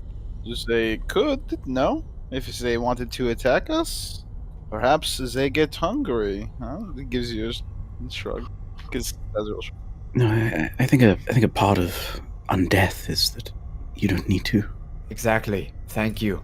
But the point of undeath is that it's not natural, correct? It is not natural, but that does not make it the point of undeath. No, but clearly if they are undead, there is a reason for it. And if there are people creating undead, last time I checked, it's never been for a good reason. If we sit here and argue philosophy all the way to Ostoya, I'm going to take... Right, then let's continue walking and argue philosophy all the way to No, Ostoya. let's just stop arguing altogether before I hang myself on this tree here. Was that a joke? Is this your attempted This is comedy? an attempt at getting you to calm down with your religious preaching. Adon, you may as well put me out of my misery. Oh, is that a serious offer? Why are we all so bad at this? I guess because we're very secluded individuals who have never had any friends. Now here we are. A group of strangers walking through the abyss. Excuse me, but my family are very close friends of mine. Except for They're your maybe family, Olga. they're not friends. Be real. Well, they can be both. And Ilfharyn, what of your friends? I'm going to be honest. I'm not really sure where they are. You just don't have any, or? No. I had plenty at school. How many? At least say 6. Plenty. Name them all. This is very odd. You're going to make me name all of my friends. All 6 of them. Yes, a vast number to recollect. It's not a look. This is a case of different strokes, right? Like some people, perhaps yourself, maybe you need a collection of 30 friends or 40 or however many. Me, I'm quite sufficient in a small, robust, closely knit community. Understandable, I submit. Don't worry about Stazriel. Alright, Ilfharyn, his only friends are books, so give him a break. Mm-hmm. Well, doesn't sound too bad. I can't remember the last time I saw another seraph of mine. Now that I think of it. Of yours? Yes, of Zebriel's, of my kind. My ilk. My kindred. My fellow seraphs. Are you sure they even exist? What's this Solima talk? Solima is... all these gods confuse me. Solima is justice. It's one of the newfangled ones. Ah. They're not gods, the gods are dead. I don't think that's quite true. If nothing more, they're at least missing. That's fine, yes. Why else would we worship Solima and Zebriel? Well, God is really just a term for a nearly all-powerful being, no? Trust me, the Arch-Seraphs are not nearly all-powerful. What's your tone there, Stazriel? Last time I had that talk, I lost my wings. Maybe that all-seeing eyes of your Arch-Seraph might feel the same way. Zebriel is all about truth. They will not be mad if I mutter a truth or two that may be in some way disrespectful. And you called me the fanatic. Right. Well, let's practice silence then, should we? Ah, that's a nice sigh relief. I do enjoy silence. He quirks a brow at Rylon. I do one of those pinching my fingers and zip my mouth type thing and throw away the key. Then, if you guys remain in silence, the next time that Stazriel speaks is as you guys are still moving through the forest. It's been a couple hours, and you can hear the din of people, of a city. I think that we're close. I think I can smell it. Because that's a good big old whiff. It does have a stench about it. Rylon, you can unzip your mouth now. I reach into my pocket and I pull out the key. I unzip my mouth. That's not the same key that you used. You threw away the other one. I snap my fingers and I turn around and I walk away from the group. Stazriel indulges you for a moment, lets you go. I keep walking. I actually walk back to Void. Oh, okay. Nah, all right. Enough of these games. We're all just practicing. And as you step forth from the woods, you see in front of you Nov Ostoya. Massive city with it's near the water. It's not like it goes all the way to the water. There's like a brief sort of space between it and the Great Eastern Sea. It's safe to imagine that the distance between the walls and the Great Eastern Sea is probably well monitored, because the Great Eastern Sea would be a great port for them to sail ships from, if nothing else. But in front of you, you see this massive walled-in city that stretches practically as far as you can see. It's huge. And the walls are probably only but 30 or 40 feet high. As well as undead roam around outside of it. Sorry, I should have mentioned that part. There's probably like 1 or 2 undead every 10 meters. I would not recommend target practice outside the city walls.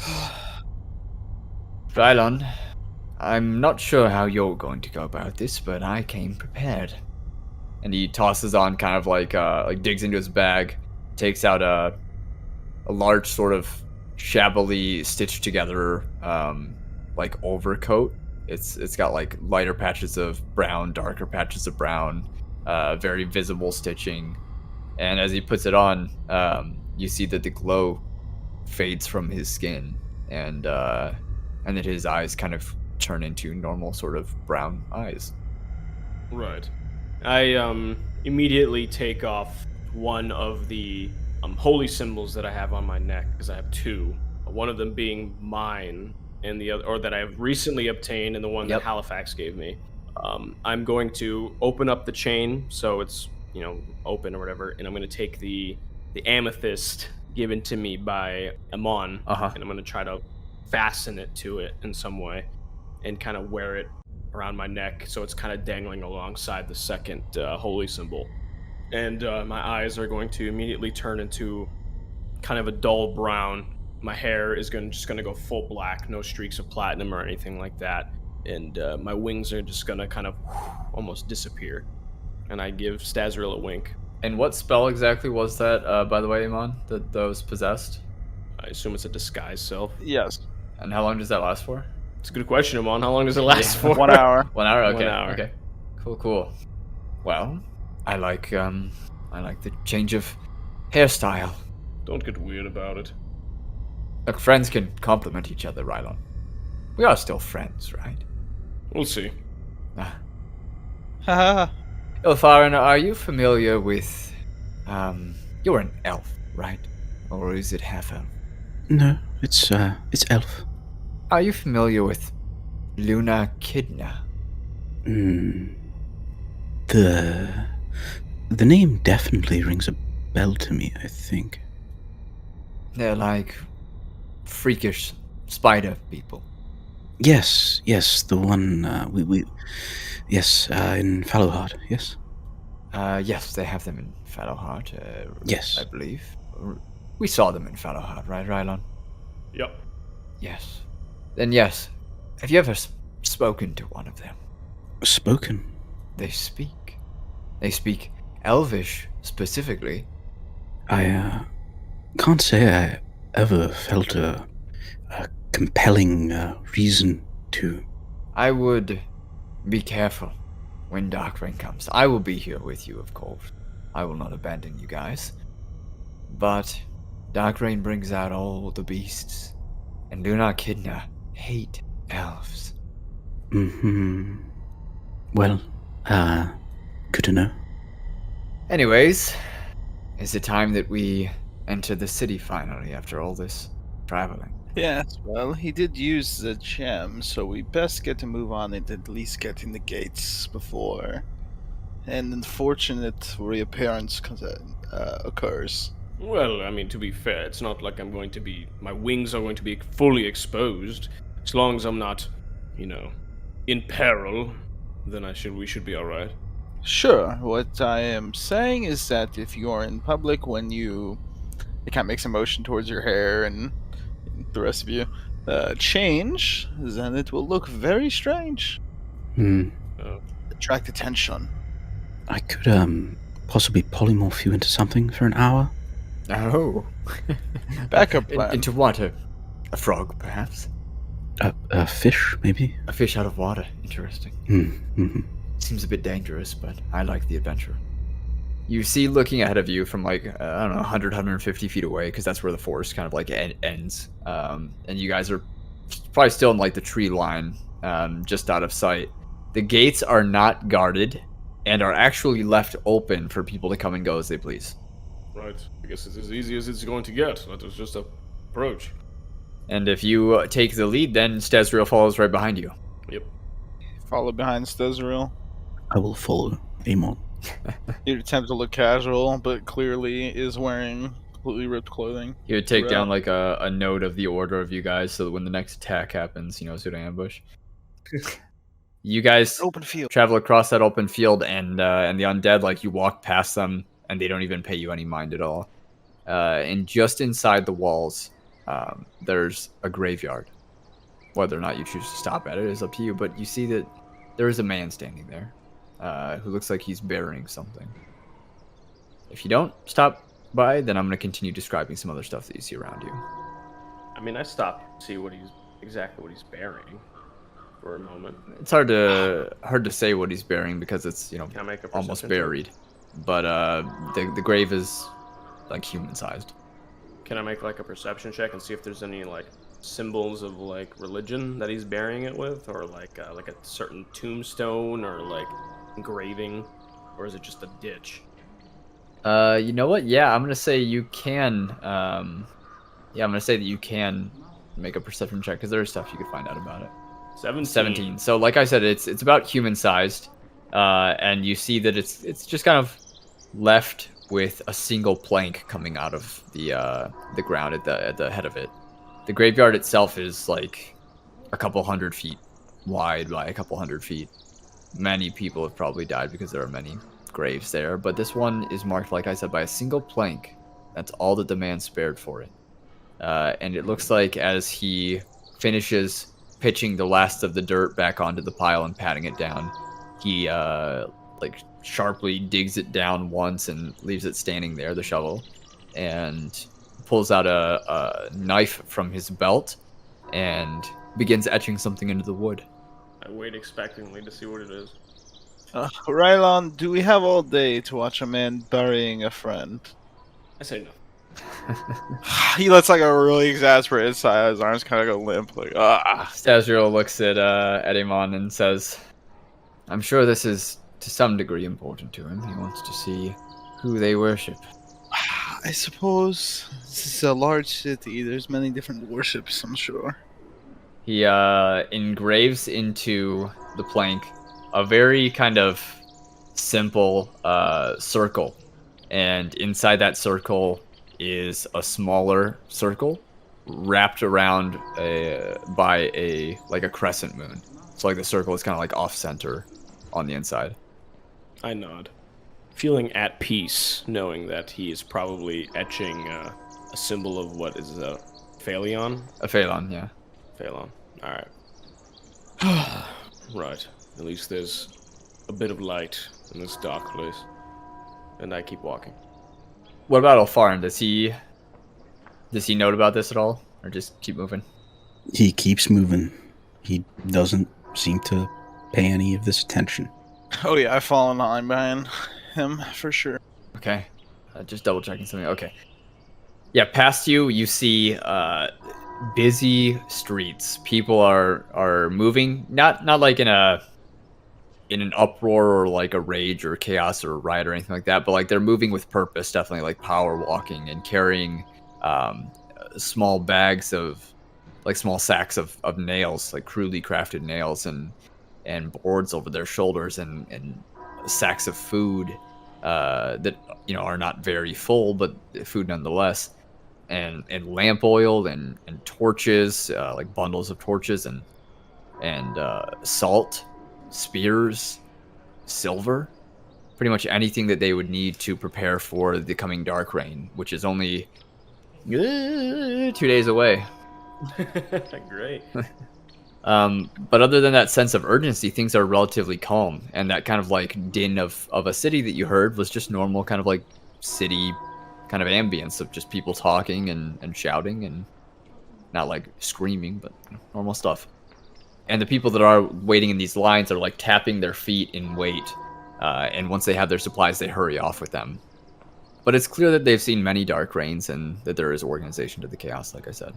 And over all of it, as you're walking by, probably past one of these lines, you hear one of the merchants say, "Right, that'll be 10 silver." And then the person looks like they're fishing out a gold coin from their belt line. And the man says again, "Oh, no, not gold. 10 silver." Do you keep walking, or? I walk over and I hand the man 10 silver. Sorry, it appears that they dropped what they needed. This should suffice, right? And the person goes like wide-eyed, and the merchant is kind of squints a little bit. "Oh, are you buying something?" No, but they are. And you see that there's like a transaction going on for a bundle of firewood, actually. "Right. Would you like to buy for the rest of these sorry people?" I look around. Is there a bunch of sorry people around? It's a long line. It's like 30 people at least. Rylon. Unfortunately, it looks like you don't have the change, so this will have to do for now. And they thank you. And they're holding like they have a child like wrapped around one of their legs, like it's a father and his son. He says, "Thank you so much. The merchants are only taking silver. It's gonna be okay, son. Avarex will protect us." I grip my teeth, but maintain a... You know what? Actually, you know what? I'm gonna roll a performance check and see if I can maintain my composure with that, because I hate Havarax. 17. All right, I do fairly well, I'd say. I grip my teeth, but I maintain a joyful smile, and I give the man a smile and a nod, and without response, I turn around and respond. Go back to the group. The son looks up as you're walking away and shouts behind you, "Thank you!" Just wave over my shoulder. Just don't even turn around. Kind of seeing this scene. This merchant, like, can I just roll an insight to get a general feel for what he's about? Sure. You know? Sure. By all means. That's gonna be an 8, sir. An 8. It's a bit odd that he's taking only silver. Like he was offered a single gold piece, which is 10 silver equivalent, but he refused it and requested 10 silver instead. Take with that what you will. And looking at this guy, where did he put the silver? Can I like notice? Can I see where he put the silver that he had taken from Rylon here? There's a pouch at his belt line, like loosely hanging from it. And how distracted does he seem right now? Distracted? Oh, he seems pretty focused on, selling, taking silver, depositing it, moving on to the next person. Like, very, very sort of experienced merchant, very quick pace to his work. Too high risk right now. Shake his head and move on. He's too good at his job. Right, well then, where to? Well, looking ahead, does it seem like anyone's like guarding gates and like is there like queues to get in deeper to the city? Nope. Right. Well, Rylon? An inn. In fact, you haven't seen a single guard. Huh. Oh. Noticing that, I look around again. Is that normal? No, it is not. Are you sure? I don't actually know if it is or not. Yes, and neither do I. Is it still daytime? It is still daytime, yeah. I look up towards the sky. Last time I checked, the city was overrun with bloodsuckers. It's daytime right now. For reference, it's about dinner time, so like 6 p.m. Just so you know. Why? For what use? Weapons. Of course. Fair. Do you think he uses it himself? Seems like an awful lot of silver for one man. I kind of reach to my side where there is a along my belt line on my red sash. There is where there once was a beautiful 7-sided wooden box. No longer is there. There's also a pouch, a little brown kind of like cloth pouch that's kind of wrapped up with a little small rope. And I kind of pat at it and say, I would imagine that they're using it as a sign of protection. I use silver powder a lot for ceremonies and stuff like that. Silver does kill lichens. Perhaps now that I kind of whisper, vampires are sedated, perhaps it gives a lot room for other creatures to roam. So were the town guards all of the vampire nature? I shrug. Stezril shrugs too. Maybe. Seems possible if they're not on the streets. Just if he's not accepting gold, that silver must be worth an awful lot. Okay. I'm gonna reach into my bag, and I'd open up my mess kit. I'm gonna pull out a silver spoon, and I'm going to try to flag someone down who's walking past us. Are you lost? Do you need something? Yes. Please. I will give you this, and he holds up the spoon. His eyes go it's wide. Pure silver. If you give us some information about what has been happening here recently. Oh, absolutely. Where do you want me to begin? The guards. Is there no guards? Oh, they're training actually.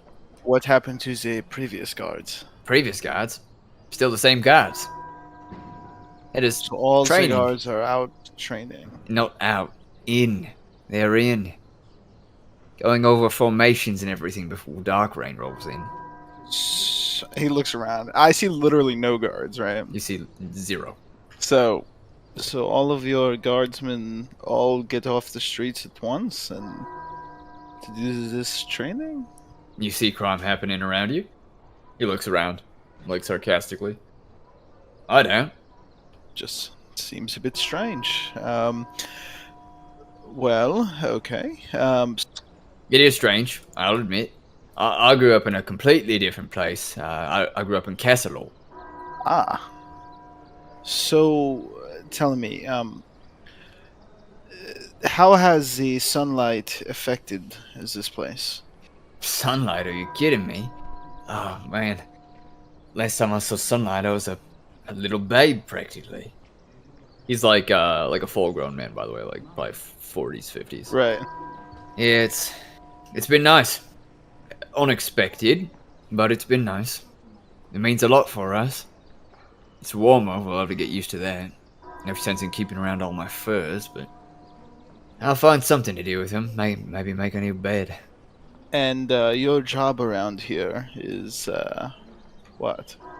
Oh, you know, odds and ends, whatever needs doing, whatever I can help with. I'd look over to Rylon and Ilfharyn. Man of all trades, so to speak. What's with the silver? Silver? Silver's Yes, important. the merchants, of course, but is gold not? Well, tell me the last time that you saw gold bullets shooting at lichens. Fair point. Or anything, for that matter. There are a lot of things that don't like silver out there. Mm-hmm. Okay. Melt it down, tip the spears, tip your knives, tip your swords, everything. So the merchants, they're just they must get paid for the silver, yes? Well, truth be told, I don't know where it goes. Mm-hmm. I do know some people that buy silver so they can plate their weapons in it, but I can't imagine all of it gets bought up. You don't need much silver to plate something. So, if you're purely trading in silver and you use some of it to plate weapons and the like, where does all the rest of it go? He looks around at Ilfharyn and Rylon and Stazriel. He knocks on his head. You got just air in there. I just told you. I don't know. Right now, it was a rhetorical question. Oh, Sorry, I know we are grilling you. That's I never was good at that. yes. Rhetorics, you know. Rylon, thoughts? We had guards all over in Castello. Every gate, almost every important man's door and woman. Out of curiosity, how long have the guards been training? 2 days for the now. Dark Reign? 2 days. And, Prowler, how long has it been since the sun rose? 3 days, I think. 2.5 days, maybe. Yeah, it was 2.5 days because it was the morning of 2.5 days ago. Yep. Actually 3.5 days ago. Sorry. I shrug. Well, it seems to make sense to me. It makes sense to all of us. That's why we're so organized. I mean, look at these people. I look at the people. Like I said before, there's like urgency, but it's organized. This comes after years of doing this. We understand that silver is important during this time, so we tend to stock up a lot of silver. Some people spend it on one thing and don't have enough to stretch out across everything else, but for the most part, everyone gets what they need. Everyone. Board up your windows, line the doors with salt, line the windows with salt, have torches for light, firewood to burn, plenty of food to last you. It's gotta last a week after all. And just hope that Avarex will protect us. Okay. Does anyone else have any questions for this fine man? He eyes the spoon. No, I think you should just give him the spoon. I flicks the spoon towards the man. He like has to lean over to catch it because it like goes like just barely over him. Oh, excellent. That's a deal well struck. Like I said, jack of all trades, I do what needs to be done. If that means answering your questions, I'm all for it. And you wouldn't happen to know who would be mostly in charge of the defense efforts for this place? Mostly in charge of the defense efforts. Well, the blood drinkers own. Right, right. And they're faring how with the addition of the sunlight? He looks around a little bit, as if like his mood gets serious, and he's kind of glancing around for anyone that may be eavesdropping or watching. You see that building over there? He glances towards the building. He lowers his voice, and it's like a large. All the buildings are like 1, 2 stories. Some of them like 3 stories. But this building is just like massive 10-story Gothic building. They've been up in there. They still come out at nighttime, don't get me wrong, but in the day they stay hidden. They're not the worst, but they could be better. I see. And no one has attempted to, burns them out? He, whispers. Burn them out. One of our greatest defenses against Dark Reign. I wouldn't say that too loudly if I was you. Well, that's why I didn't. But you enjoy your silver spoon. Like I said, they ain't the worst, but they could be better. You see that man over there? He would look in that direction. He gestures his head towards the graveyard that you guys came from. Yes, the sad man that Rylon was so interested in. You can see from here that he's like crying into his hand. That's the face of a man that lost his daughter to a blood drinker. Down at the docks, he found her, drained. Found a skeleton alongside her. Blood drinker, roasted in the sunlight probably when the darkness pulled away. Yeah, they're not the worst, but they could be better. I think it could be quite a deal better, friend, and you should have better aspirations for who your neighbors are. But I won't say that too loudly. Good, for your sake and mine. Okay, Ilfharyn, Rylon, good? Good. Have a nice day, Mr. Mister. You can call me Mister. Alright there, mister. He says as he kind of dismisses him with a look and starts, moving past him. He smiles like a toothless smile, like just lips. Thanks for the spoon. He calls after you. He waves a hand backwards. So, where to? I need to eat. Does this not feel uncomfortable? They're all so cheery. Perhaps the light just brings some emotion out of them. Maybe. I'm with you though. I could use some food. Yes, let us find an inn or something to stay at. Hopefully it's just not blood on the menu. Yes, I am concerned about my sister's warning. If something is coming with Dark Rain, it will be dangerous if it is something they have not experienced before. We might want to be underground or at least secured when Dark Rain does come. Why would we want to be underground? You mean in the ruins? Well, I have my own reasons for going there. But if that vision was not just a dream, then I do worry about what is coming. And I worry for my sister. Right. Okay, well, I'll leave you to the underground. I won't go down there myself. You guys wander for some time, and you come across an inn. There's likely a few in the city. It's such a vast city, and being such a vast city, it probably does get some travelers. So people do probably come by and need a place to stay. I suppose we would head inside this inn. What's it called? It's called the Lying Lantern. Quaint. Yeah, quaint indeed. It's a small place, like 2 stories, maybe about the size of 2 houses put together. In fact, by the crude sort of way that some of the walls look, like some of the middle sections of the wall look a little bit newer than the rest of it, it's fair to assume that perhaps it was 2 buildings at one point that were just kind of joined together. I suppose we would head inside. Okay. And entering the door, you're greeted by warmth, candlelight, firelight, lantern light at the tables, and there are rectangular tables lining the walls, and there are circular tables across the floor, and an L-shaped bar in the back left corner, with a door behind the bar that leads off to somewhere. And people are just going about doing their stuff. Like, people are busy outside getting their last minute supplies for Dark Rain, but it's fair to assume that the people in here probably have all their stuff together already and are just enjoying a drink or two before things really tip upside down. That being said, it's still like it's not until like tomorrow night that happens, but it will happen. This is as good a spot as any, right? I would say so. Alright, I walk into the place. Oh, let's get that table there. I like that one. Sure. Just one of the rectangular tables up against the wall. It's got like some benches instead of like individual chairs. I sit closest to the wall. Right. Mm-hmm. I just take the last seat. So, we don't really have any supplies for Dark Rain ourselves.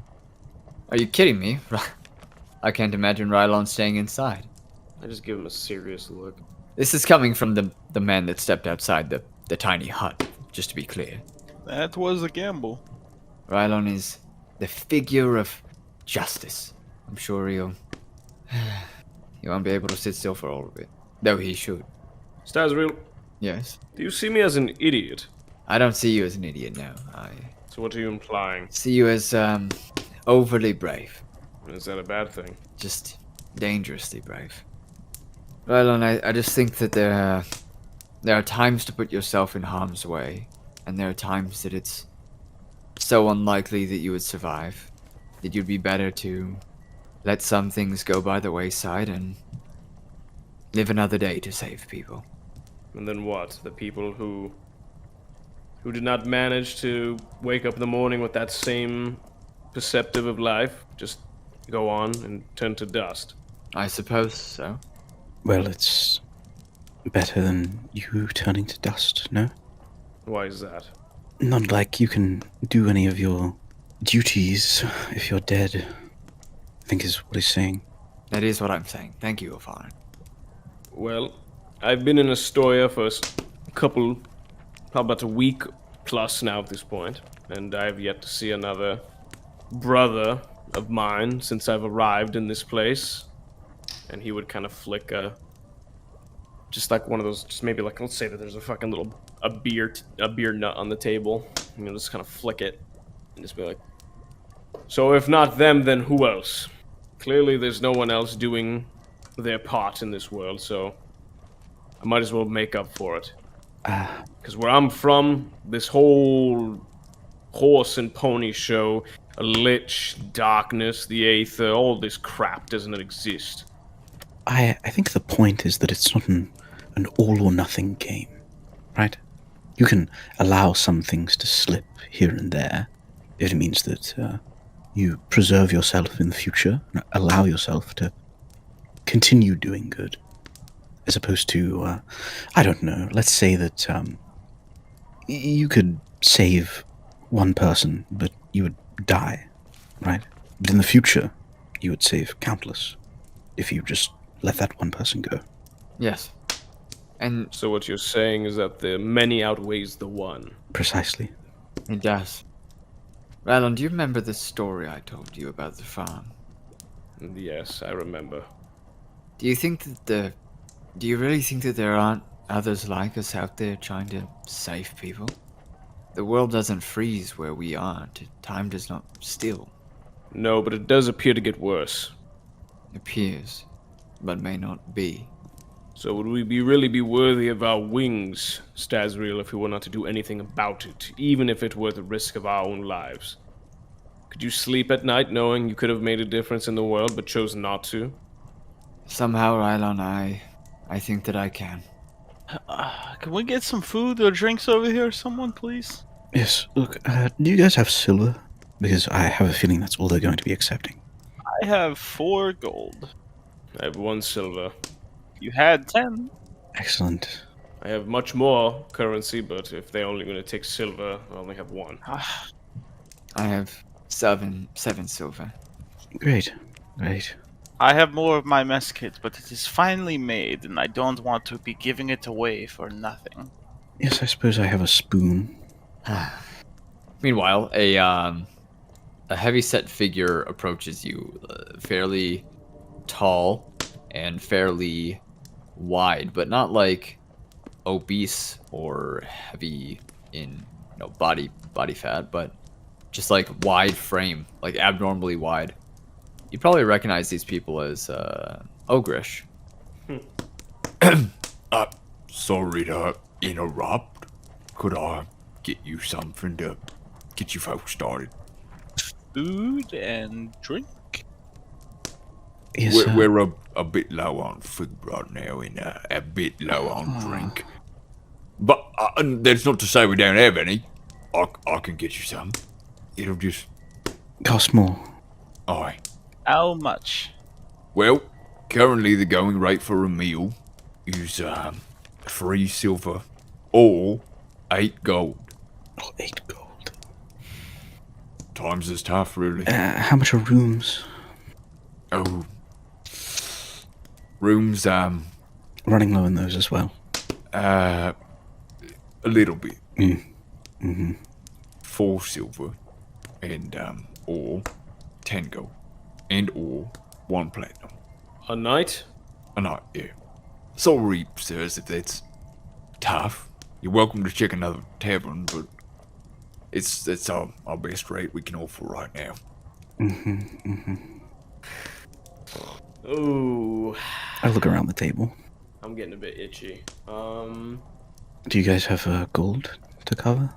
I have 5 gold and 1 platinum. I have 4 gold.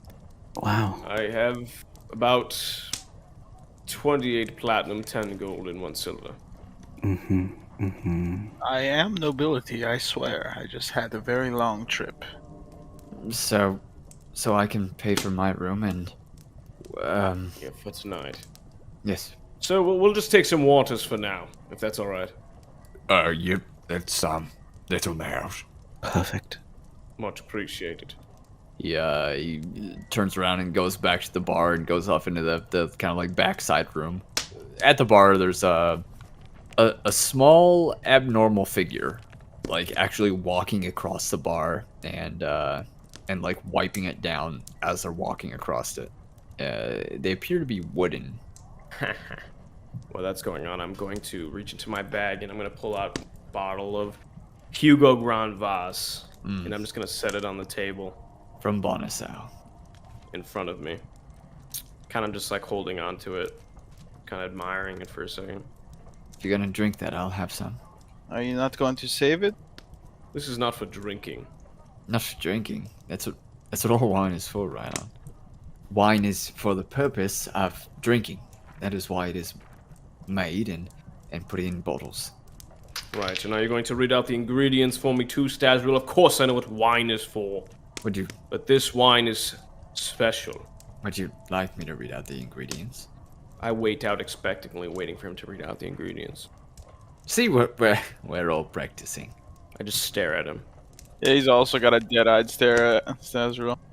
What makes it so special, Rylon? This is, Halifax's favorite wine. I managed to scavenge it at the manor or house that we were at that I, despite popular belief, saved your life at. And I've been in and been to many a camp, and there's usually a bottle of Hugo Grand Vase there. So it just makes me feel more at home, I suppose. So we're not drinking it, is what you're saying? No. Understood. Okay, so let's talk real talk. Okay? What are we doing about the impending dark rain, our complete lack of funds, and general direction? Here's your water. Steps up and puts down 4 tankards of water. Got like a nice frozen smile on his face. Thank you. Sorry to interrupt your conversation. No worries, friend. Thank you. Yep, just call me if you need me. He turns course. and walks off. Your stomachs grumble. Well, I have the half of mine to cast a spell on this man to give us free everything. Is that Ethel? And what are the repercussions of this following his lifting of the illusion? Well, I mean, if it's successful, he won't necessarily know. But if it fails, then, don't get too comfortable. But Rylon, think of Solima. Think of the justice that does no good to. He would lift up his mug and accidentally his arm would spasm and half of his mug would go on Stasriel. And he he'd cover his mouth. The way that I pictured it is that Rylon and Stasriel are on the inside seats, and then Eamon is next to Rylon, and Ilfharyn is next to Stasriel. So that's not only across the table but diagonal too. Oh yeah. That's what happens. Okay. Oh yeah, his arm spazzes out at a weird angle, and he covers him. He's like, "Oh, I am so sorry. I have those issues I was telling you about. I'm sorry, Stasriel." He looks down at himself. It looks like he peed himself, and he's got some water all over his robe. And why do I travel with you people? I'm sorry. You know I can't control it. He wiggles a couple of his fingers and rubs the tips of them together, and all of a sudden he appears dry. So he has that. He looks defeated at Ilfharyn. You really should be more careful. He's right. Oh, indeed. Now, back to the discussion at hand. Perhaps we should do what you are saying, Rylon. Because I am hungry. Look, I have enough coin on me to pay. It's, it could be a lot depending on how long we're spending here. I should be getting paid for the delivery as well, I think. Maybe. I hope so. So... It would be quite a long trip for nothing. It would be. You're right, yes. Here, how about this? I have 1 platinum. That will cover my room for the night. And I have 7 silver. That covers 2 of our meals. I will buy 1 for myself. And I will buy 1 for Ilfharyn here. Well, as a true believer in the faith, shouldn't you gift your last meal to someone who is hungry around you? Or do you just preach it and not exactly believe it? Do you understand, Zabriel? No. He blinks at you a couple times. He looks disappointed. As I was saying, I will buy a meal for Ilfharyn here and myself. Look, I have enough to pay. As I was saying, I would buy a meal for Rylon here and myself. Okay. And I will buy a meal for myself and Eamon. Ah, thank you, Ilfharyn. Mm, Gives like a dead-eyed look over back at Stazrael. Stazrael, you realize this is not going to cover your debt, right? Debt of what? Well, of course, you owe me 500 gold pieces For what? for saving your life. Rylon. You're practicing right now. I see. Okay. It was funny. He still tries to put on a serious expression. He holds his eyes with you. I mean, You were being serious.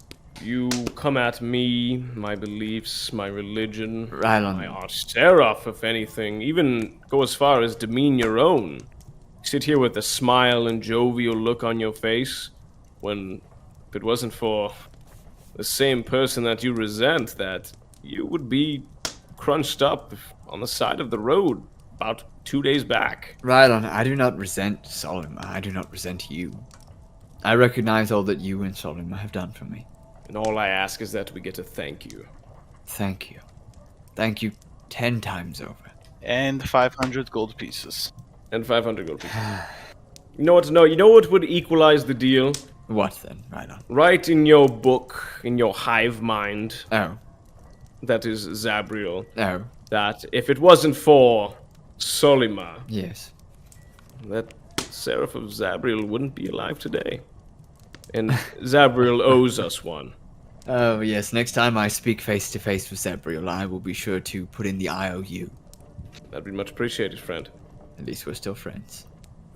Right, and I look towards the bartender and I ask him for a round of wines. You, Ogrish. 2 meals, please. And the big broadband kind of like goes about it. And you ask for what? I'll ask for a round of wine. Round of wine. Okay. And you see the like little wooden dude hop off the table, and and make his way over to behind the counter. You can hear like the clanging of a couple mugs and the sloshing of a water skin. And then you see him like come around the opposite side of the bar, down the side of it, and make his way like in a straight beeline walk towards you guys. Is this one of those wishful kinds?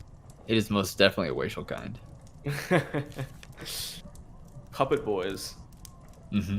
I want to be a real boy. What's my purpose, master? You serve beer. Wine for you. Yes, wine. Take your wine. Whoa! He would jump and just share a little bit. Having seen one of these before, he examined it closer. His head like very stiffly like juts to the side, and he looks dead at you with eyes wide open. Eamon, is something troubling you? No. You're made of wood. His head snaps to the side to look at Ilfharyn. Ugh. Yes, I am made of wood. Like a magical wood? I did not know my creator. I do not know what I am made of. That's a shame. But here, have your wine. He like How much? 5 gold. I hand him 5 gold. He leaves the water skin with you and the 4 mugs. He takes the single gold piece. He puts it in between his teeth and tries to bend it down, like after chomping down on it, and then pockets it and turns very stiffly and walks off.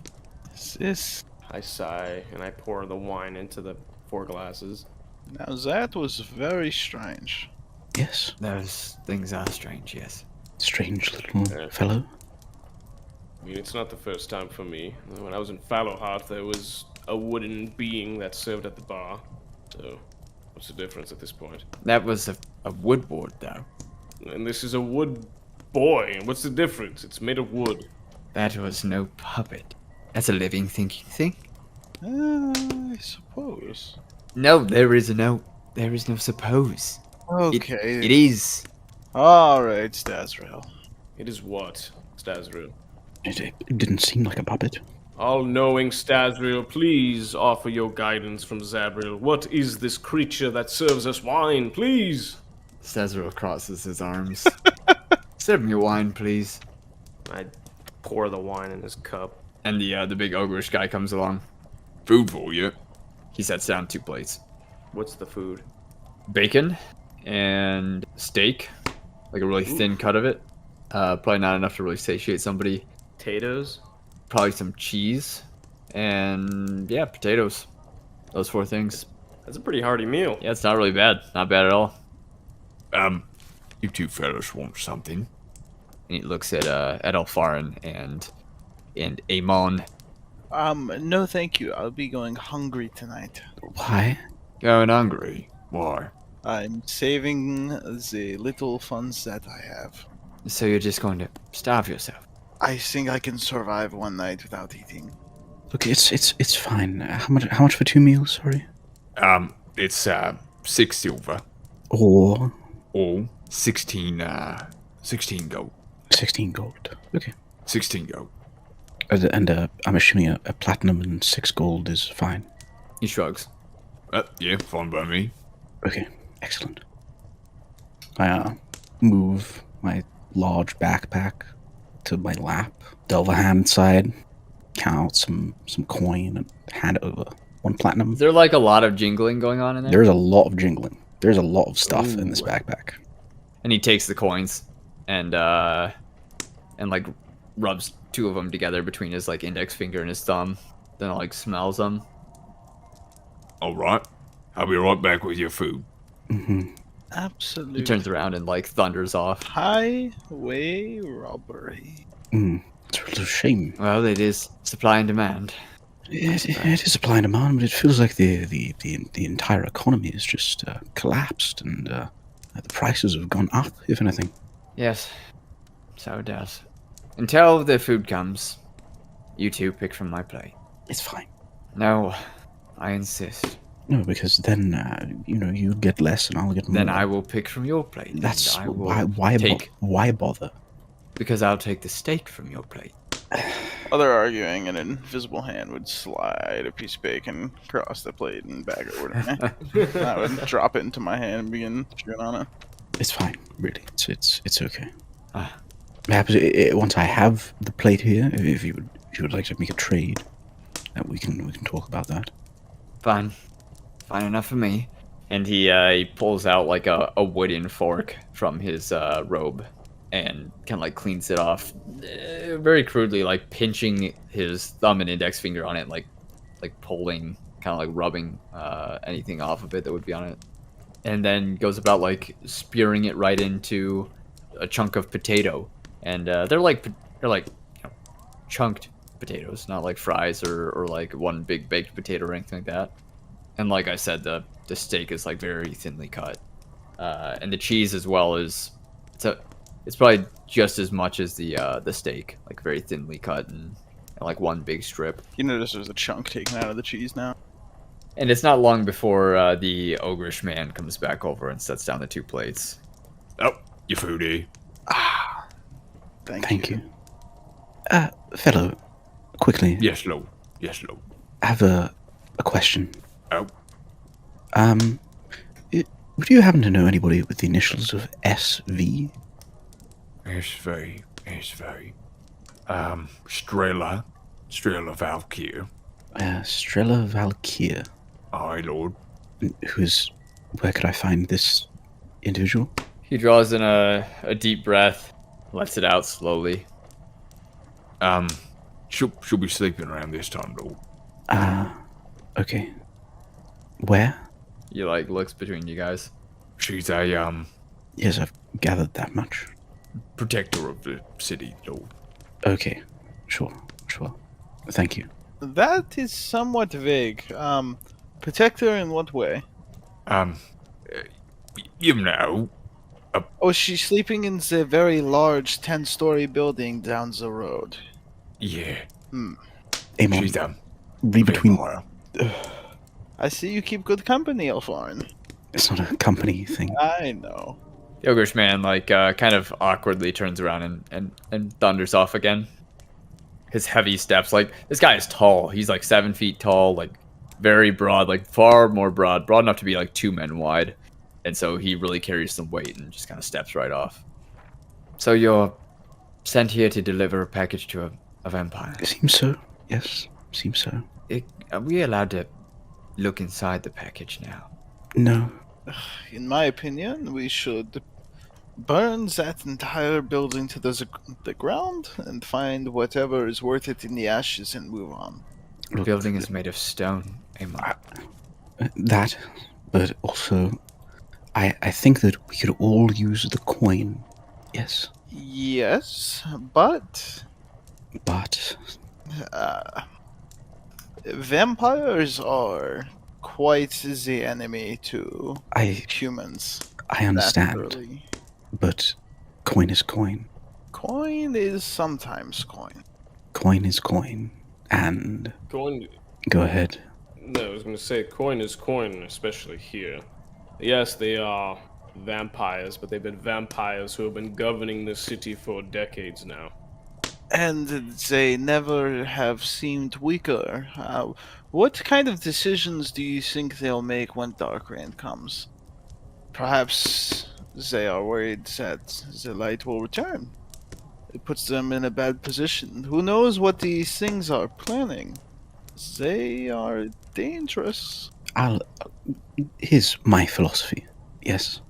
What happens to this place is not really of my concern.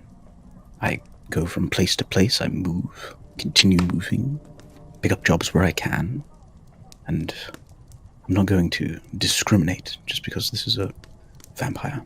Well, these things are leeches on humanity. I understand that you, having lived twice our lifetimes already, might not fully understand what it feels like, but having a natural predator so weak and so nearby, and having such strengths, like the people we have here, and he waves over to Rylon, Stazril, and yourself. If you want to take the gold, that's fine, but I think if we have an opportunity to do something, that we should. And that's something being... Somehow, wiping out that entire building of vampires would be nice. How big is this package? I mean, it's kind Has of... it been determined yet? You know what's inside. I don't. Okay, I'm gonna say it's like the size of a mid-tower computer case. I think it's the best thought that comes to mind. It's a huge box. Well, it's it's about It's like a chest. like a small chest. Like, let's see here, probably about the length of an elbow to somebody's fingertips, and then like that wide, and then half as deep. So like 1.5 feet by 1.5 feet, and then like 7-8 inches deep. I mean, By chance, Ilfharyn, do you know someone by the name of Varian? Varian. Varian? Yes. This is something I should probably roll for. Unless I simply don't. I might be forgetting something. Can you DM me, Rylon, that name? No, it's forget about it. Okay. So the answer is a no. It's an Okay. no. It's an insult. Okay. No. I was like, is this a character in Jimmy's backstory that I just don't remember? There's no way. Right. I'd say that while you're right, Eamon, we should take advantage of the fact that these creatures are hiding or in hiding.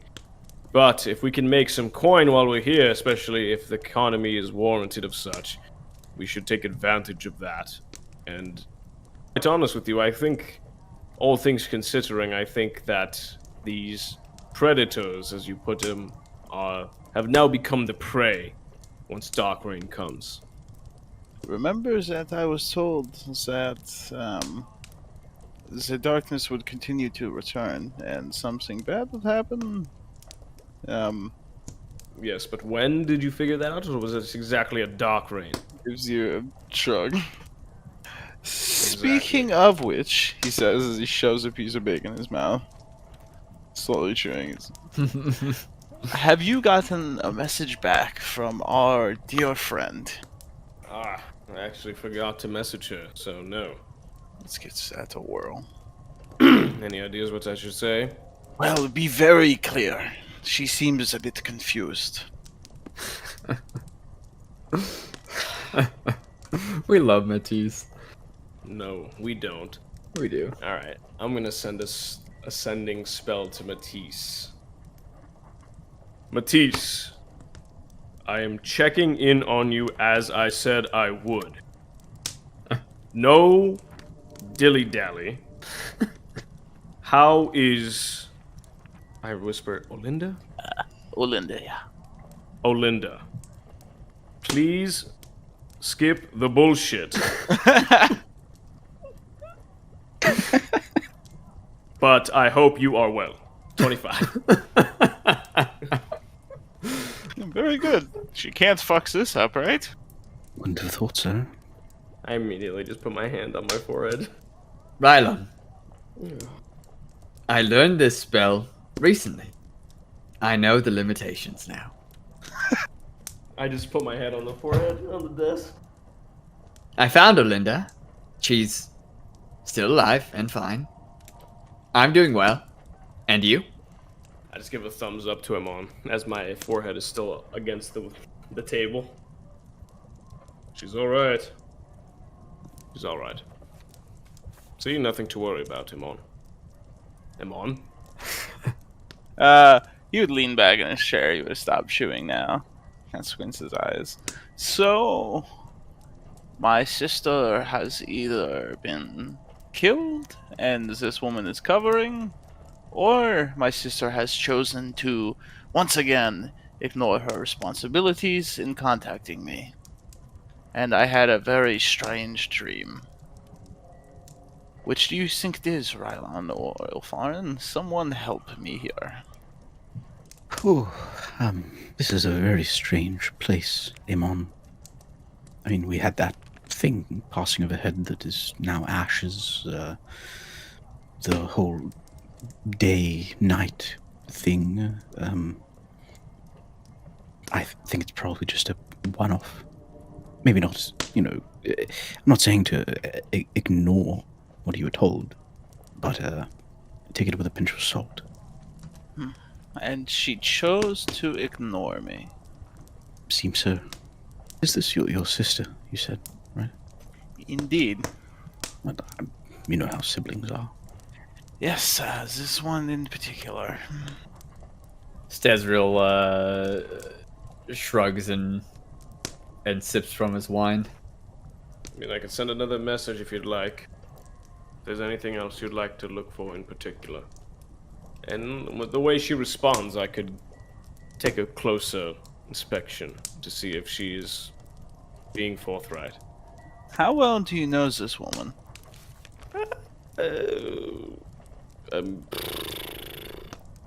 Give or take, I don't know, 20 so, probably about a month at best. So not a lot, but enough to put ourselves in situations just as dangerous as the ones that we've been in, and I trust you. Yes, but so her loyalty is most likely to the Ravencourt Sanctuary, then. I mean, at that point, just as much as your sister's is loyal to the Ravencourt Sanctuary. Why don't you ask her something like a trick question? To see if she's even the person I'm speaking to, or see if that she's not really speaking the truth. Maybe that, or maybe to see if she knows about this, what's her name? Something specific, something that you would know, Eamon, and that could be found out. But I don't know, just something that could catch her out. Okay. The thing is I do have something, but she could just say that Olinda refused to answer, no? I mean, if she's choosing to ignore me, it's the same thing, no? Possibly, yes. It's just an idea. What if I just told her to contact you directly? I'm sure if she's been at the Raven Court this long, she knows exactly how to use the sending spell, Eamon. Yes, that sounds good. You tell this, whoever she is to tell whoever she is to contact you. Indeed. I believe, yes, stress is the importance of this. Make it an emergency. Yeah. Alright. I cast sending again. Smile. Matisse, this is important. Speak to Olinda in private. Let her know to contact Eamon. I think that was 15. Directly. If you do not have the opportunity to, figure it out. There's a pause. Olinda, my friend Rylon, whom appears to be traveling with your brother, informs me to tell you to contact him. Okay, I told her. And then it ends there. Alright, she told her. Alright, hopefully you'll be receiving a message shortly. He blinks. So she's sitting next to her right now, apparently. Yep, just as you and I are. I take a sip out of the wine. He just continues tapping his fingers on the table. Kind of pushes his feet away at the moment. Looks rather peeved. So the message should be, the sending spell should come to you very expediently. Yeah, it should kick in any second. Mm-hmm. I continue eating my steak and potatoes. Some time passes. Stazriel is eating as well and sipping from his wine. And the better part of a minute passes without you getting a response yet. Take a bite out of Stazriel's food. I You gonna eat that? I said that they could eat off my plate, Rylon. Yes, they. Including me. No, they including them, not you. Anything, Eamon? Oh, I'll be sure to make sure you know as soon as I get something, but nothing as of yet. Okay, sure. And all of a sudden, it's not like a ringtone, of course, but it's very clear that you feel different in some way, and then you hear kind of echoing through your mind. Eamon, I'm here. I was told to check up on you. Are you well? Are you surviving? You can respond to these. It's Olinda. And then it ends. Lean back in his chair and he'd say out loud and think, Olinda, I had a strange vision that included your death. What was the first spell that you learned at home? Is that it? Mm-hmm. Eamon, you are making me cast this spell again to answer a question that I don't remember the answer to. He narrows his eyes. Sometimes, Eamon, a dream is just a dream. And it ends there. And just as that ends, we bring an end to this session. Son of a bitch. And then we play part 2 of this session, actually, where we go another 4 hours. I would love to, but that would be an editing nightmare. What? Going 3.5 hours means that I have to edit for the last one I edited was 6.5 hours of editing, and that one was 3.5 hours long. So I'm really feeling the Jimmy struggle on that. But that being said, we would like to thank you guys for listening. Glad that you could make it for 3A. And the next session we'll pick up on 3B, where the B-side will hopefully at this point, I'm not sure, be caught up with the A-side day-wise. Because let's see, on the second session of each one, they were still I think 10 days behind or something like that. But I'm working on that.